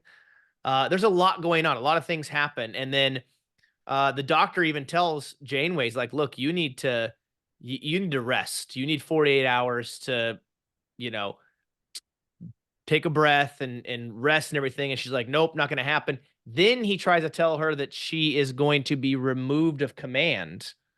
This was an interesting part, right? He says, "Hey, I'm going to remove you from command. You're being removed from command or whatever." And she's pretty much like, "Yeah, right. Whatever. I don't care what you say. Go ahead." And he's like, this is going to be noted in my official log, and you could face court martial when we get back home." And she's like, "Yeah, well, I'll face the music then when the time comes, but it can't be, it's not going to be worse than this," or something like that, right? Yeah. Yeah. I think there were a couple um instances where the doctor and Janeway had those conversations. So there's the one with the gas, and then was one later in the episode where she gets those burns. She has to go into do some modifications for the deflector shields. And along the way, she gets burned, she comes out, doctor treats her and essentially says, "Hey, you're not fit for command." And she's as much as the captain was because previous to this episode, she was very much about following duty and Starfleet protocols. So the doctor actually relieves her of command like later on in this episode, and she's like, "Well, how are you going to enforce it?" Yeah. Essentially, how are you going to You have enforce to it? grab a phaser and shoot me or something, right? Yeah, yeah. Tuvok's not here, whatever, do what you want. Yeah. She's Tuvok doesn't have a security team and all this, and yeah. yeah, yeah. So she's been overcome with stress for sure. Oh, could you imagine after 130 some days of this stuff, and someone's trying to tell the doctor trying to tell you he's going to relieve you of command or whatever, and she's like, "Yeah, okay, go ahead and try. Go ahead. Go ahead. Yeah. Yeah, that's fine. Go ahead." Very interesting. But yeah. Yeah. So we also then, Chris, we meet Chakotay and Paris on board the Krenim ship, Hmm. and Yeah. we learn that they have been in isolation for a while. And I did find this comment funny. I don't know if you know this really caught your attention as much as it did mine, with Paris being my favorite character from the show. Where Anorak says about Paris, he says, "No doubt you're talking about Tom Paris." Says, "No doubt he is making himself difficult." Yes. Which basically means he's experiencing some of the stuff that the rest of the Voyager crew is experiencing with Paris, right? Like he's he's a little bit difficult, right? He's not your typical. I mean, he was in a penal colony at one point, right? At the very Yeah. beginning when Janeway got him out. He's not your typical traditional Starfleet officer. But I don't know if that really kind of made you raise an eyebrow or not. But Yeah. It's on par for Paris. yeah, Just how he is as a guy, as a dude. Right. So yeah. yeah. He's not somebody who just blindly follows, right? He's somebody who's going to question. He's somebody who's going to ask those questions. And yeah, Yeah. I see a little bit of myself in him at times. Not Yeah. everything about him, but at times, So it's kind of this idea that his personality clashes with Starfleet. Yeah, I could see that. Yeah. But this scene though, when these two are brought together into this room, there's all this spread of amazing looking food and everything else laid out, and this wine, apparently some rare vintage of what the Anoraks called Malkothian spirits. This was really eerie when he says this bottle is the sole remaining component of the once powerful Makoth race or Malkoth race. Yeah. Everything else, their cities, cultures, even the very species itself never existed. And that was like, wow. And then he even goes on to say, in fact, every dish on the table comes from civilizations erased from time. He's like, how are you enjoying that food? You're devouring the last remnants of the Elsurian Empire. And I'm thinking to myself, but he said Oh yeah. he says it with such just like, oh yeah, oh yeah. This whole ship is kind of like a museum of relics, and or a memoriam of relics, or whatever it is, Mm-hmm. lost histories or something like that. That was really eerie because he doesn't say it with any level of empathy. It's just, yeah, that's what the ship is. It's just Mm-hmm. cold hard facts rather than anything else. I don't know if that got to you at all. It kind of got to me a little bit. I'm like, man, this guy just, it's almost like these are trophies that he's celebrating of entire civilizations he's eradicated from the timeline Mm-hmm. because of his decisions. Yeah. And this goes to his megalomania, right? Mm. Everything is essentially as trivial for him, as a toy for him. Those civilizations weren't they didn't have any other meaning other than to be an object that he could manipulate. So yeah, Yeah. just goes right to his megalomania. You're right. That was a great touch that they put in the episode there. Yeah, for sure. And back on Voyager, we get this scene in the mess hall. They're still in the nebula, right? And then Mm-hmm. the senior staff that's still there, right? They start drinking this stuff that you think maybe it's just like a really bad tasting coffee, but no, it's, I guess, what Neelix calls elixir of endurance. It's this Yeah. concoction. He takes ration cubes, boils them down with like water, and adds, because it makes it so much better, adds Talaxi and spices, and they're drinking it. And I like how Seven of Nine says something to the effect of like, yeah, this is repulsive or insulting or whatever. And Yeah. he's like, yeah, it's not the best tasting, but it gives you what you need and everything. And good old Neelix trying to find the silver lining and trying to do something, just something that he can do to help boost the morale of the crew, even though he's got a uniform on now and he's all running all over the ship and helping to do things. I thought it was a nice touch by Neelix, trying to just give them something, He's trying. That's Neelix's job. one Yeah. of many, right? One Yeah. of many. Yeah. Yeah. It was comical. And this is where, Janeway's trying to get a sense of where they are in the ship's repairs. She's saying, "Hey, how's our engines? How's our shields?" And it's not like in a good situation. Like they need at least a few more weeks in that nebula to be able to do the repairs.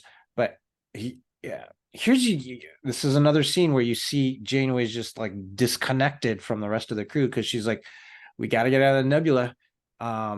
We need to get out of here. We're just sitting here. We got to get out to open space." You see the licks around each other. Just they're thinking, "No, we need to stay in here and like repair ourselves." But she gives the order and says, "We're leaving at 0800 tomorrow morning." And everyone's questioning that decision and they're thinking that's wrong. So she's totally disconnected at this point. Yeah, especially because Torres is like, yeah, it's going to take me like 3 weeks to get the nacelle repaired so they can have warp drive, right? So that's, and Janeway's like, nope, 0800 tomorrow, we're out, Yeah. and you're right on that disconnection from the crew is she's so focused on getting back on track and getting the ship up and running and not really listening to what her crew's telling her, right? Yeah. Because Seven in that meeting, Seven says, "You're wrong, Captain. You're in error." And she's Oh like, "Well, yeah, yeah." She's like, "Well, that's your opinion," essentially. yeah, yeah, and that's where Tuvok then kind of gives her some mentoring and says, hey, it's okay to disagree with the captain. That's fine. But you don't do it in front of the rest of the crew. And you live by the motto, the captain's always right, which I don't agree with. I mean, the captain's not always going to be right. That's a little bit of a logical fallacy there, Mhm. Tuvok, of all people to say that. But he also says that he trusts Janeway absolutely, or something to that effect. Like Tuvok and Janeway have a very, very close relationship. Mhm. He trusts her explicitly, she trusts him explicitly. They have a history together. I mean, he was her mole inside the Maquis, right? Back at the beginning of the show. So there's some semi-bias there, I think, a little bit from Tuvok, obviously, because of their Yeah. relationship. But then, Chris, we jump another like month ahead. Now we're at like day 161 and we're back on board the Krenim temporal ship. Yeah. And we get, Chakotay's developing a relationship with Anarax. And I think this is where Chakotay's like having his kind of chance at experimenting with this time manipulation that Anarax has been doing. And so, he's got an idea like, "Hey, what about this comet that maybe we can change things around with this comet that we met," and that kind of forced Voyager into going into Krenin space. And actually, Krenin and Chakotay both have essentially the same goal. Krenin doesn't really want to like. You mean Anorax? Yeah, I'm sorry. Yes, Oh, Anarax. Anorax. Yeah, Yeah, okay. I'm sorry. Yeah, Anarax doesn't really want to destroy Voyager. He's like, "Yeah, I don't have any hostility to Voyager. If you can save Voyager, Chakotay, by doing this, that's cool." So he says, "Yeah, run the simulation on the comet." And so Chakotay does, and then um, the simulation shows that, hey, if you erase that comet from existence, you've like also erased a whole bunch of species, like essentially, like a Yeah. whole incredible amount of species. And Chakotay doesn't understand, but then Anorax shows Chakotay, "No, you see this comet off-gassed this material, and then this helped build some plant life that formed some other life, formed some hydrocarbons." And this I liked because it showed and you could see the realization on Chakotay's face. It showed the interconnection of everything that can happen, Yeah. right? So everything is connected. So that I liked, that Chakotay was kind of able to see that. Yeah, but then we start to see that Chakotay begins to almost he begins to see Anorax in a different light, Mm-hmm. right? And we see that throughout the rest of the episode till towards the end where he begins to almost empathize a little bit with Anorax. He thinks that, okay, yeah, now that I'm getting to know this guy, maybe his mission is justified or it's valid or whatever. I can understand what he's trying to do. I understand his mission. Chakotay starts maybe kind of getting under his almost like a spell a little bit. Like the more time he spends around him, the more I think that Anorax is having an effect on Chakotay. Paris is not a fan of that at all. Paris sees right through it, and Chakotay's like, no, no, no, we got to keep the course. We're gonna make these calculations perfect in Yeah. order to save Voyager. And Chakotay starts to become like Anorax, right? This idea that they so obsessive with the calculations and getting them just perfect and just right. And Paris is like, that's just not realistic. This guy's a psycho. This guy's a megalomaniac. This guy, he's obsessed with this and everything. And um, so it's very interesting to see that. And then this is where, you know, uh, I believe this is where Anorax explains to Chakotay kind of what happened in that first iteration of the weapon and how it affected the Krenim Imperium as a dominant power. Yeah. Um, and so Chakotay begins to see a little bit more behind what happened and everything. And then we jump again to day 180, where now Voyager's outside the nebula. They're running into micrometeorites, which is crippling the ship. Their deflector is not functional, Yeah. and it's just getting worse and worse and worse. The area they're trying to go through is too hazardous. And unfortunately, Janeway opens up this door, I guess, or whatever, and realizes she's got to go in and fix this thing, but she knows she's going to get burned. So have the doctor on standby. And she does it, and she gets really burned. And so they rescue her, but unfortunately, with no dermal regenerator, they're only able to, the doctor only able to do so much. She's got scars on her face and on her body now, and burn marks.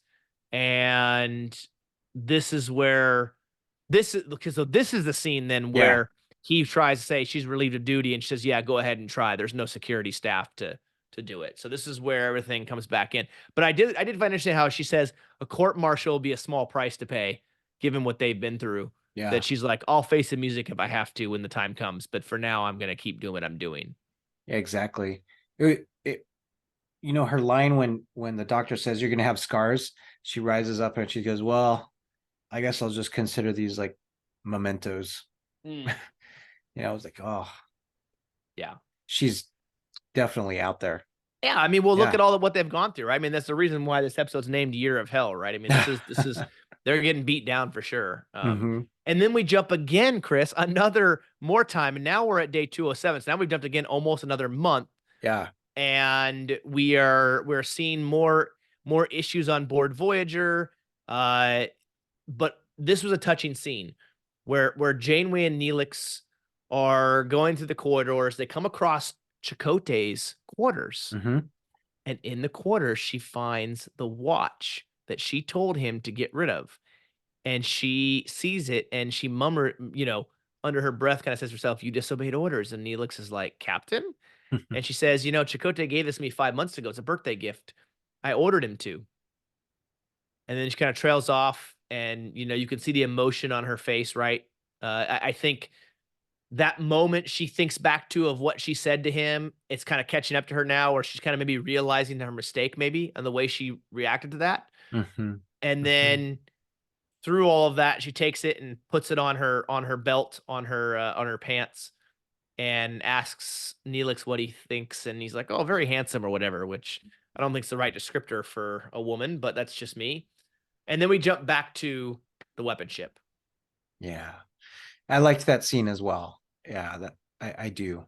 Um, that was a good scene between Neelix and Janeway.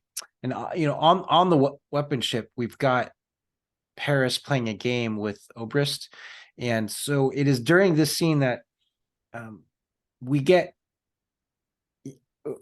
now we're getting a little bit more into Obrist's character, and you get the connection between Paris and Obrist, and Paris kind of convincing like Obrist, like, yeah, we've got to do something to get out of the situation. So that was like pretty important that they do, that they get to that.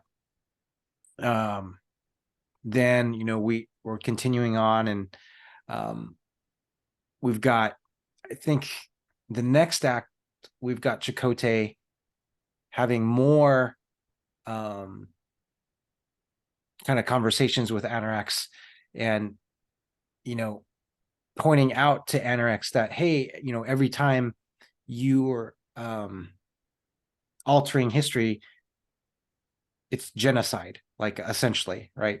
Chakotay's pointing that out to Anarax. And Anarax, he's like saying, yeah, it wasn't, it just got easier and easier, like as it went along. So that was interesting so I guess to see from Anarax's character. Now I'm not being able to talk anymore. No, it's all But good. But this is also, we also get a scene here too between Chakotay and Paris, right? And this is where they really butt heads. And mhm, I even think this is the moment, right, where Chakotay orders Paris not to do anything, don't make any moves against Anarax. And Paris is like, he wants to do it anyways. And this is where Chakotay says, okay, well, if we're not gonna follow a chain of command, then we're gonna have to settle this the old-fashioned way, yeah, which is really, really tense between the yeah, two of them, right? This is where the stress of everything. They've been on the ship for quite a while now, like 5-6 months, and they've been away from everybody. They know all the damage has happened, everything that's gone on, and things are kind of coming to head here. And Chakotay even mentioned, says, that he didn't really believe exactly what Paris was getting at. Paris tells him that Anarax is flattering him a lot, mhm, and that this talk that Chakotay mentions, where Anarax has an instinct for time. It's like I said before, right? Anarax is kind of winning Chakotay over to his way of thinking a little bit. He's kind of poisoning Chakotay's thought processes now and helping him realize, hey, no, all these things I'm doing are justified, and here's why. And Paris sees right through, because Paris isn't spending the time with Anarax the way Chakotay is. yeah, And he's not, yeah, everything's coming to head at this point, right? yeah, So, um, Chakotay then goes to the bridge with Paris, and this is where he's shocked to see that they're doing another incursion. This time it's against the Ramazad, and then they talk about genocide and everything else. The calculations indicate that once they do this, there's a 52% restoration. Chakotay begs him to stop, says, hey, there's got to be other ways to do this. Paris then asks Chakotay if that's what he considers, because I think Chakotay, I think, even mentions him to be somewhat enlightened too, right? That he thinks mhm, Anarax is kind of yeah, enlightened, and you're like, as an audience member, you're like, Chakotay, what the hell are you talking about? Like, this dude's a genocidal maniac. Like, what are you talking about? And Paris sees through it, but Chakotay doesn't. And so we begin to see this come to head throughout this scene. And when, yeah, I wonder yeah, why Chakotay's not seeing through that. yeah, Yeah, well, I think because he's spending so much time with, I mean, you're talking about this guy's around Anarax every day for months and months and yeah, months, right? And some way, shape, or form, this idea of making these calculations to save Voyager, he's relying on Anarax and his crew for help. Anarax is poisoning his mind with the talk. And the more he sees Anarax, the more it's almost like this idea of he's like, I'll kind of go back to The Last Samurai, right? When Tom Cruise's character is taken, he's captured by the samurai, and mhm, he was hired by the Japanese emperor to kill the samurai, mhm, mhm, and he gets captured by them. He learns their ways, and then he goes and fights for the samurai with them against the emperor's army mhm, and dies for them. And so that whole turn, as he learns more about them, he begins to sympathize with them. Chakotay's beginning now to sympathize with Anarax. yeah, So that's where I think things are happening. Paris is like, nah, man, like you got to stop this. This is garbage. You can't do this there's no, you can't do this, right? yeah, Um, so that's where too, I think, where we get that. Um, and it carries over into Anarax's quarters, where Chakotay's like, well, you didn't need to fire on them. What the heck? And then this is where I think you're talking about, right? He's rationalizing genocide. yeah, yeah, And this talk of where he says, the first time it was easy, the blink of an eye, he changed history. And then on the next incursion, he changed history a second time. but he says he lost more than you can imagine. So now that I'm seeing this quote in front of me, it's the second time where he loses his family. But Ah, he says on his next incursion, when he changed history a second time, he lost more than you can imagine. and then from then on, he's been trying to restore that for the last 200 years. Yeah, and that's where Chakotay Yeah. says the colony on Kayana Prime, and that's where he talks about his beloved wife and family, and Chakotay, here's all that. But yeah, it's really crazy. Then later on, Paris and Chakotay have a talk again. That's when they're like, okay, we're gonna make a move. We're gonna make a move against this guy. We've got to. This guy's just gonna keep going, keep going, keep going. And Yeah. that's where Oberys then helps Paris get a message to Voyager on their location. And then we jump again to what, day 226, I think it is. So we jump almost another month ahead of time. And then Voyager has gotten a group of other ships with them, this little coalition of ships, and now they found the weapon. Yeah. Now they found the weapon. Now they can go and they can attack.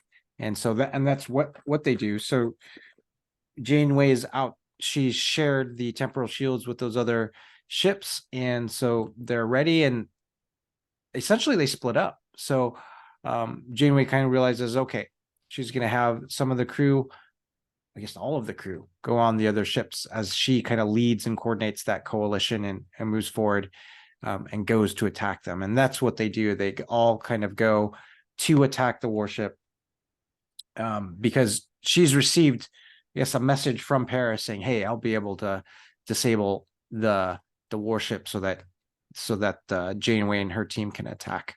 So that's what they do, and that's what they go on their way. And they are like during that split up time. Those were some nice scenes there, especially the one with Tuvok and Janeway, right? And Tuvok gives the "live long and prosper" to Janeway. So that The I think that Vulcan was a special salute. moment. Yeah. Yep, the Vulcan salute. That was because she's insistent upon staying on board the ship by herself to pilot Voyager, and they go to the other ships to help out. And I think she even says something to the effect of like, oh yeah, what they say, the captain goes down with the ship or whatever, basically signifying that she knows most likely she's not going to survive this, Mm-hmm. right? And so she wants to make sure the rest of the crew gets off. And then this idea of her sitting on the chair in the bridge alone with no one else on board, and she's piloting this bucket of bolts that is Voyager now, right? Yeah. And it very interesting. And so then we jump ahead again a little bit more, almost 30 days again, or not 30. No, sorry. They jump ahead. Yeah. Again. They've reached the ship. They begin attacking the ship, but Paris has to work with Oberys to bring down the temporal core or whatever in order for them to become susceptible to an attack. Yeah. And that's when Voyager rams the ship. It blows up. And disables the ship, obviously. And then there's a huge explosion. And then all of a sudden the timeline is restored and we go back to day one. Yeah. Where then undamaged, everything's changed, and you get a Krenim warship that approaches. And it says, "Hey, this is our space, blah blah blah." And they're like, "Wait, we're just trying to get home, but we'll keep that in mind or whatever." We'll and things are restored. Now, the ending on this got me, Chris, because here we go back and all of a sudden we see the Krenim captain and his wife. Yeah. Right, his wife's alive. He's there. He's sitting there at a table doing something. And she says, "Oh, it's a nice day. Come spend the day with me." He's like, "Oh, have breakfast, whatever." And he's like, "Oh, yeah, I will. A few more calculations." And then she's like, "Oh, yeah, it's always a few more. Put the pad down, spend the day with me. It's a beautiful day outside." And they smile and leave together. And the pad he leaves behind is the temporal incursions calculations. So it's like the year. So the year of hell doesn't really happen because the ship blows up and it goes away. And it won't happen. It may or may not happen because now his wife's alive. But then will it happen? I'm taking this directly from Memory Alpha because I love the way they put these 3 pictures on here on Year of Hell Part 2. So you go check this out on memoryalpha.com. or memoryalpha.fandom.com. And there are these three pictures where that says like the year of hell never happened. Then it says and will not happen, or will it? That's right. Because that pad is those calculations, and you're like, oh. So I got this thought in my mind, Chris, right as the episode ends, where I'm like, is this one of those things where if you don't learn from history, you're doomed to repeat it? Hmm. So will history repeat itself? Really is the question, because the episode ends and it's over. So the question is then begged: does he eventually go through and do the same thing over again? Right? Only Voyager's on its way home, but in this case, does he do the same thing again, where he's doing these calculations in order to bring the Crenum Imperium back to power, and then he does it? It seems to start working. He does it again, and his family's gone, and now it's all history's repeating itself, right? Back Hmm. again with the ship Hmm. and all, you know. So I Quite found that possible. ending very interesting. What a way to loop it in. I actually did not realize that. At the end. I'm glad you brought it up because that's pretty.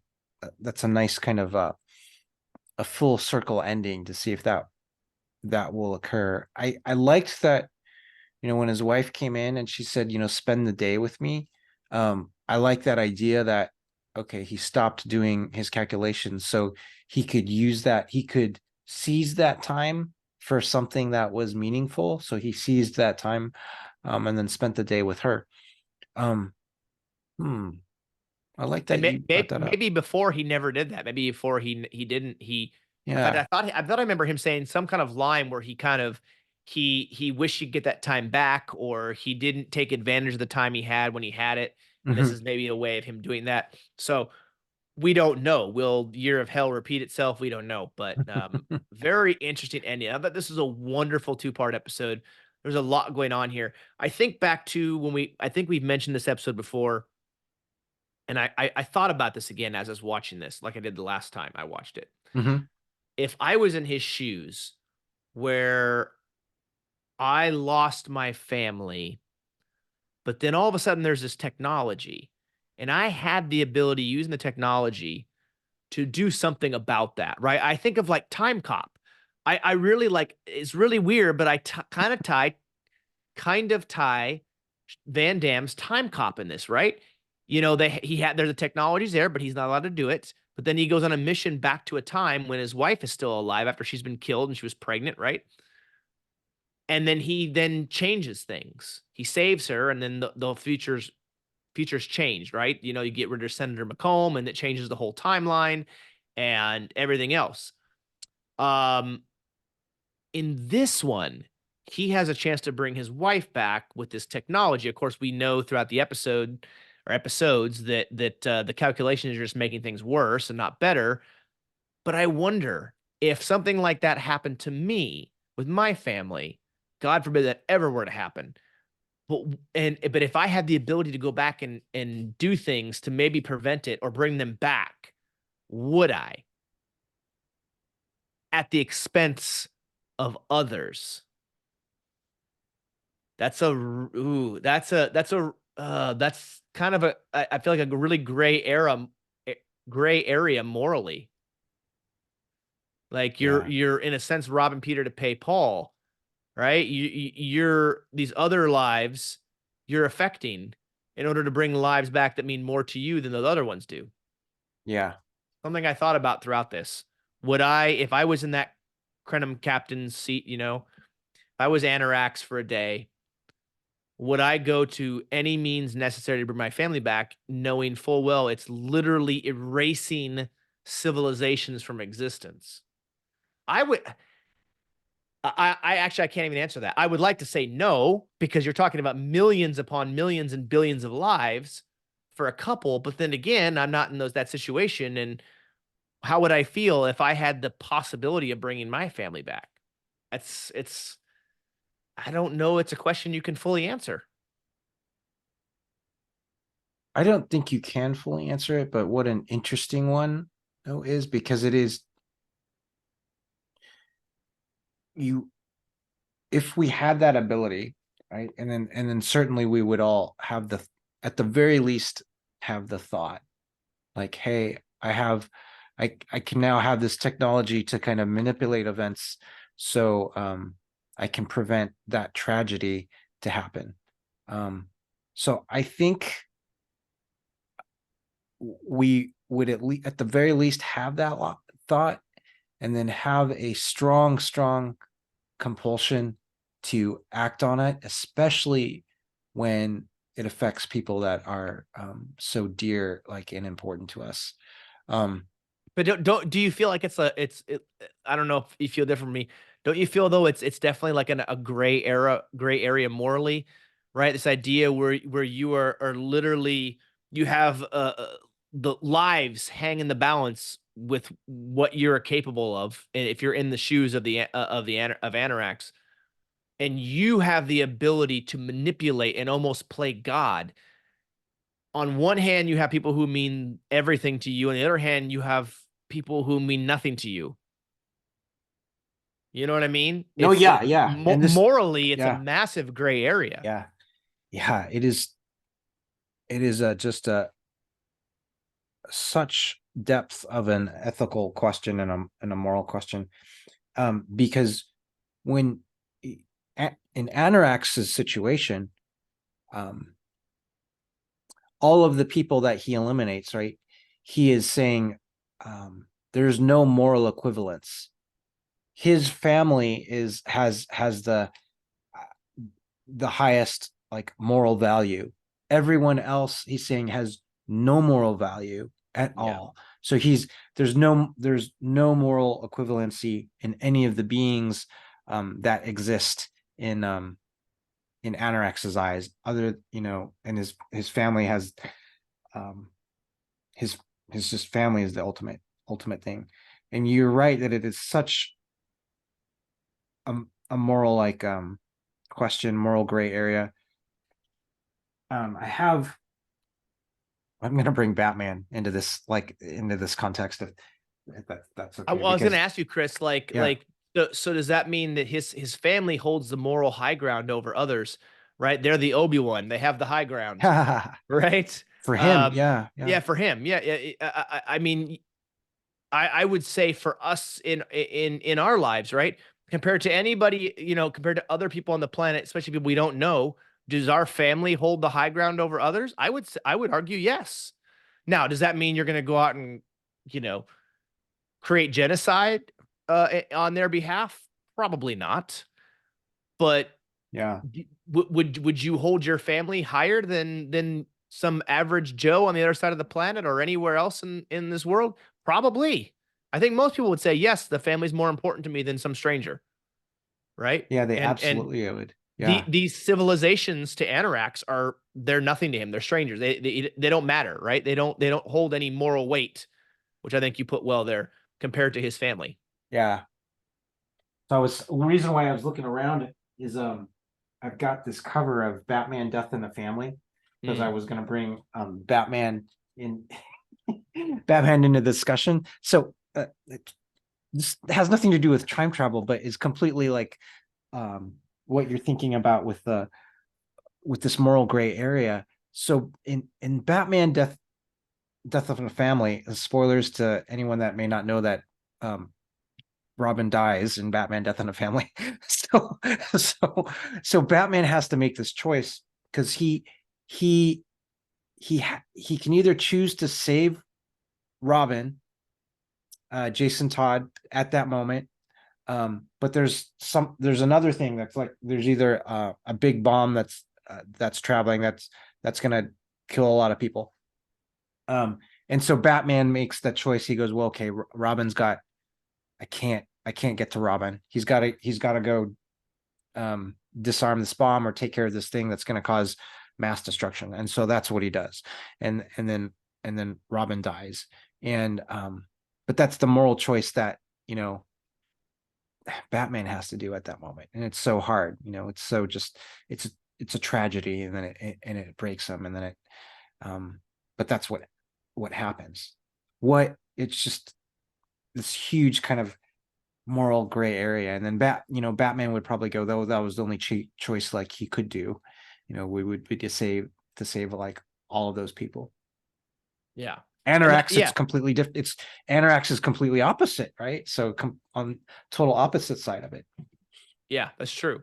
But also still similar, right? This idea Mhm. of sacrificing others to save somebody more important. It's a really, really hard area.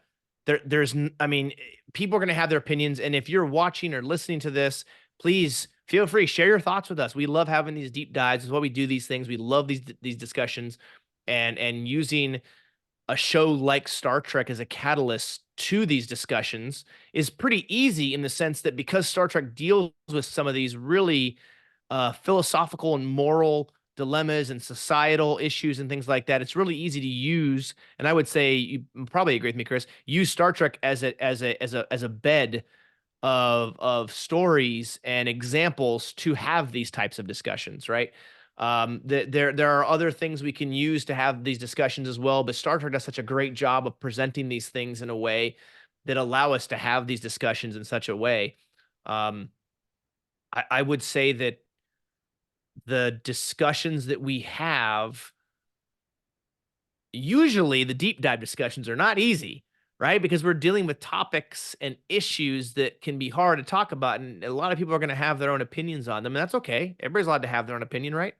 Um, but there's not always maybe a right answer Hmm. necessarily, right? Right. Especially in something like this, right? Where you're in a gray, morally in a gray zone.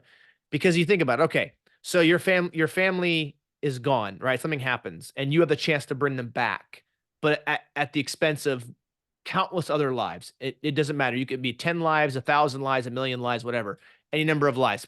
Fill in a number. My question would be, would my family members want that? Would they want me to sacrifice, and if I was in Anorex's shoes, countless millions and billions of lives to bring them back? I would argue most people would probably wouldn't want Mhm. you to do that. You know what I mean? Most moral people, moral family members wouldn't want you to do that at their expense.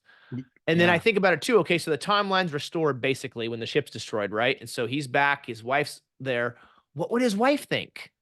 What would his wife think if she had known all the things he had done in order to try to bring her back? Would that what would that do to her? You know? So it's a really, really hard topic to discuss, because most people would say, "Oh, I'm going to save my family." But you say, "Okay, but at what cost? Yeah. Is there a price that's too high?" Yeah. Yeah. It is interesting. And there's not a right answer for this. Just perspective. I do like how Anorex's story ended in the episode, because you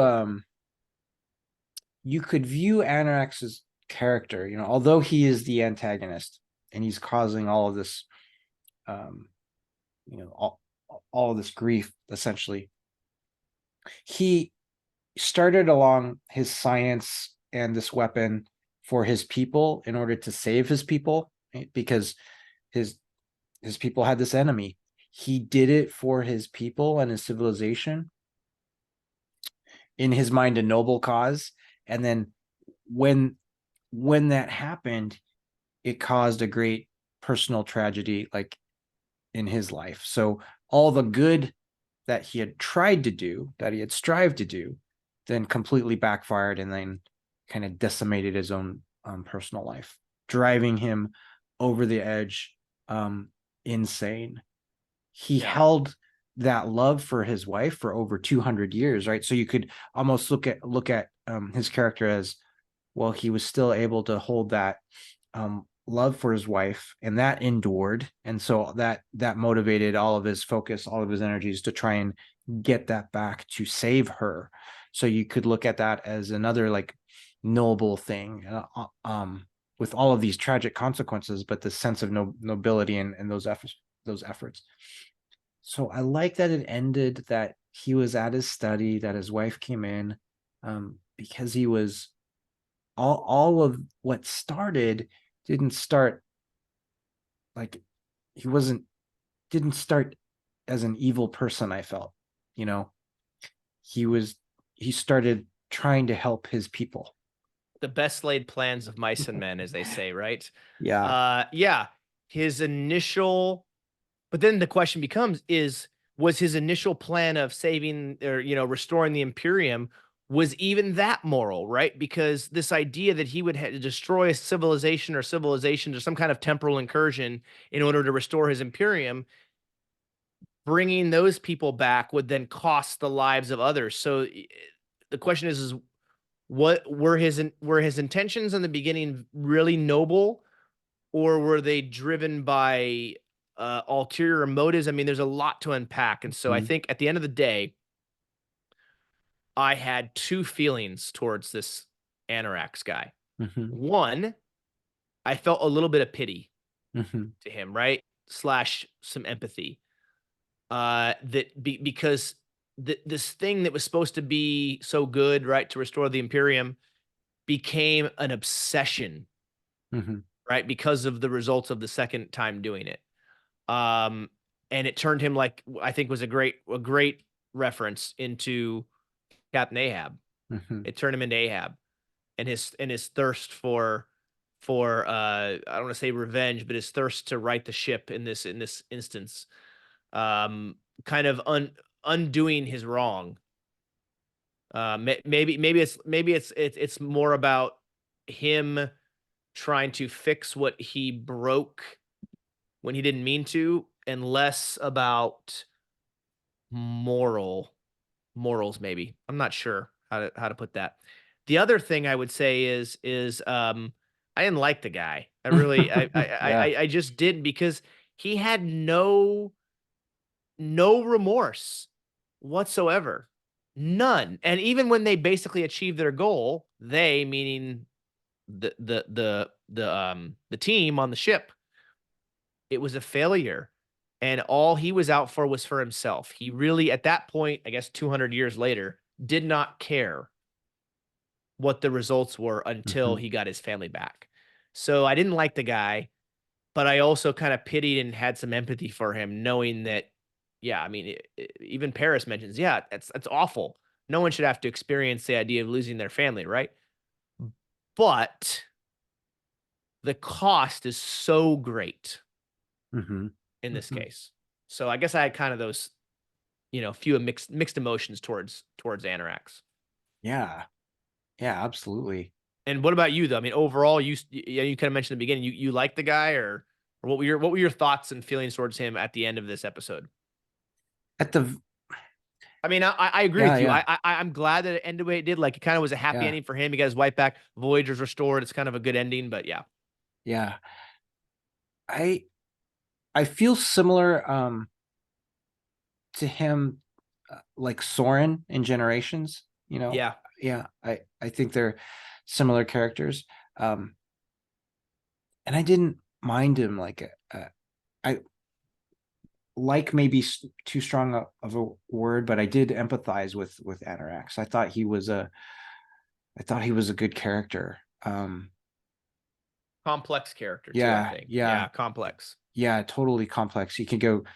There's so much to unpack with him and this episode, as you say. But it's interesting when you think about him. He's what what he developed, the technology he developed, right? You could also think of it from a sense of because he was a god, he he was a deity, and so you think about that, like him just like as a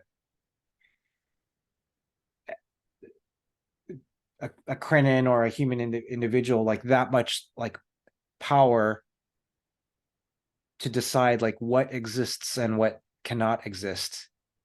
This is not something for us to all I can say is a big moral of the story is this is not something for us to have control over, like what can be, in terms of like what can exist, and to manipulate all things in time, and to just as you wish, and try to have consequences as you wish.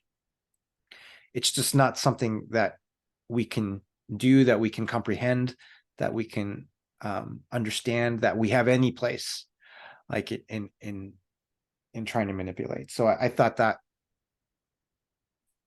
for Anorax's journey, that drives him insane, because he tries to apply his logic and conceptualization to trying to make that all okay in his mind, and it's not going to be all okay in his mind. Yeah. It's going to drive him And insane. Yeah. yeah, and that's a good point, because all those calculations and everything, right? No matter how much they calculate or how much they try to figure it out, they're never going to get it perfect.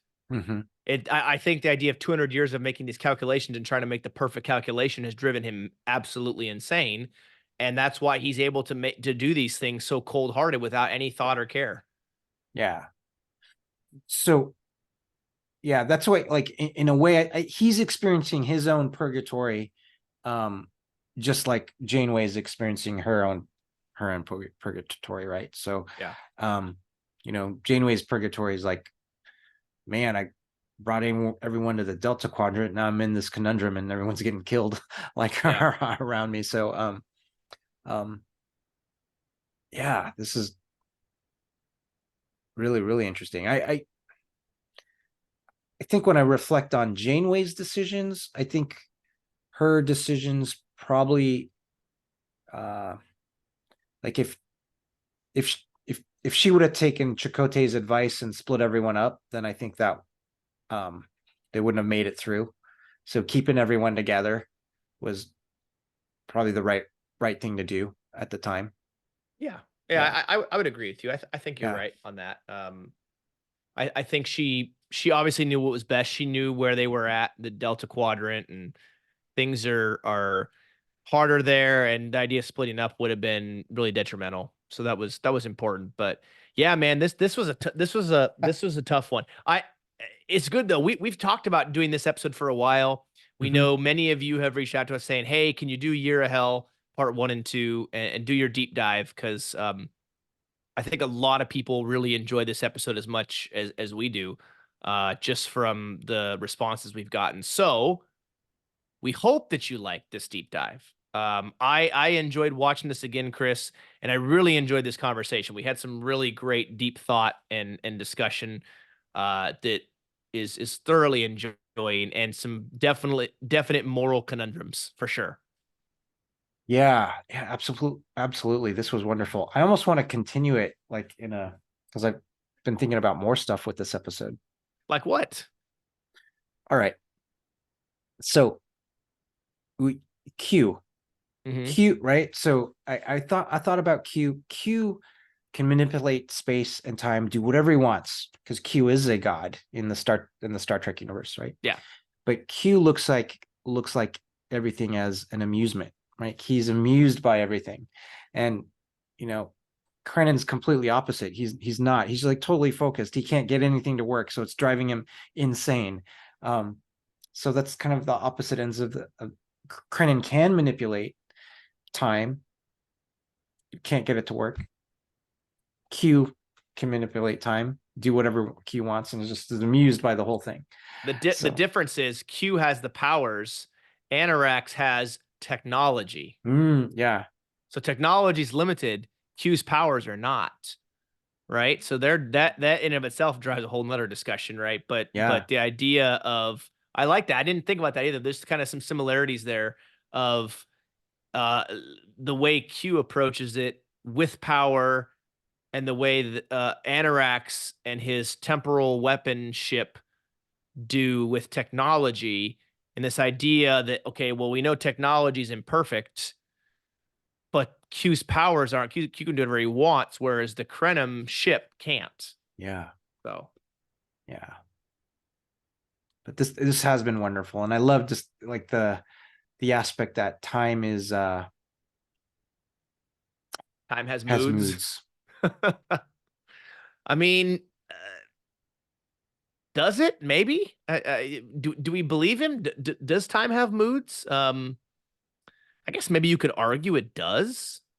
Mm-hmm. I would argue it doesn't. I think it's time is what we make of it, right? There was a quote by Captain Picard that has been used in many a memes and many a posts on social media over the many years, where Captain Picard talks about, I think it was from the Inner Light, Mhm. where he talks about how now is the most important moment. Make now the most important because it'll never come again. It's not the exact quote. I know I'm butchering it, but you probably have heard the quote before, Mhm. Chris. And I want to say it's from the Inner Light. And so I think that as human beings, we're not outside of space and time. We don't have a ship to do that, right? We are on this thing called life, this timeline. We don't get to manipulate time. Time is in control. We have no control over time, right? We can't control how fast time goes and we can't slow it down. We may perceive time. They always say like, "Oh yeah, time flies when you're having fun," Mhm. right? Or, "Oh man, this week is just dragging." Well, the time's not actually changing. It's just our perception of that time. But I think it's important as humans that we try and control our perception to maintain our focus in the here and now, because the here and now is all we have. We're not promised tomorrow. We're not promised the next hour, the next week, the next month, the next year, or decade, or whatever. All we have is right now. The past can't be touched. We can't do anything about it unless we come up with time travel, like in Time Cop or Terminator or any of these other movies. So I think it's kind of a lesson here, right? Like at the very end, when Anorax says, something effective, I'll make the time, or I can make the time, or whatever, with his wife. Sometimes we have to just make the time. And by that meaning, we just have to put aside what we're doing and focus our energy into that thing or that person or that event and make that moment, that part of time the most important, because it's not going to happen again after that. Mhm. Just my 2 cents on it. Just my belly button on it, or my opinion, right? We are like belly buttons. We all have opinions.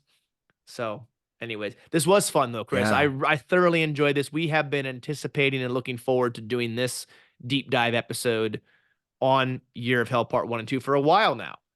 We've talked about it, we've looked forward to it, and we were glad we could finally do this. The next time we do a deep dive episode, we'll be jumping back to the Mirror Universe again and looking at Yeah. Mirror Universe episode, the next Mirror Universe episode in DS9 in that order. So we look forward to doing that. And we have some other amazing episodes coming up and lined up over the next couple of months. We will share those with you as soon as we get those scheduled. And we're working on our schedule for the podcast here for the next few months to figure out the order of things, and then getting other folks scheduled and interviews and discussions and podcast collaborations. And it's going to be a great way to start 2024. And hopefully we can both make it the Shuttle Pod Show's live event. That'd be fantastic.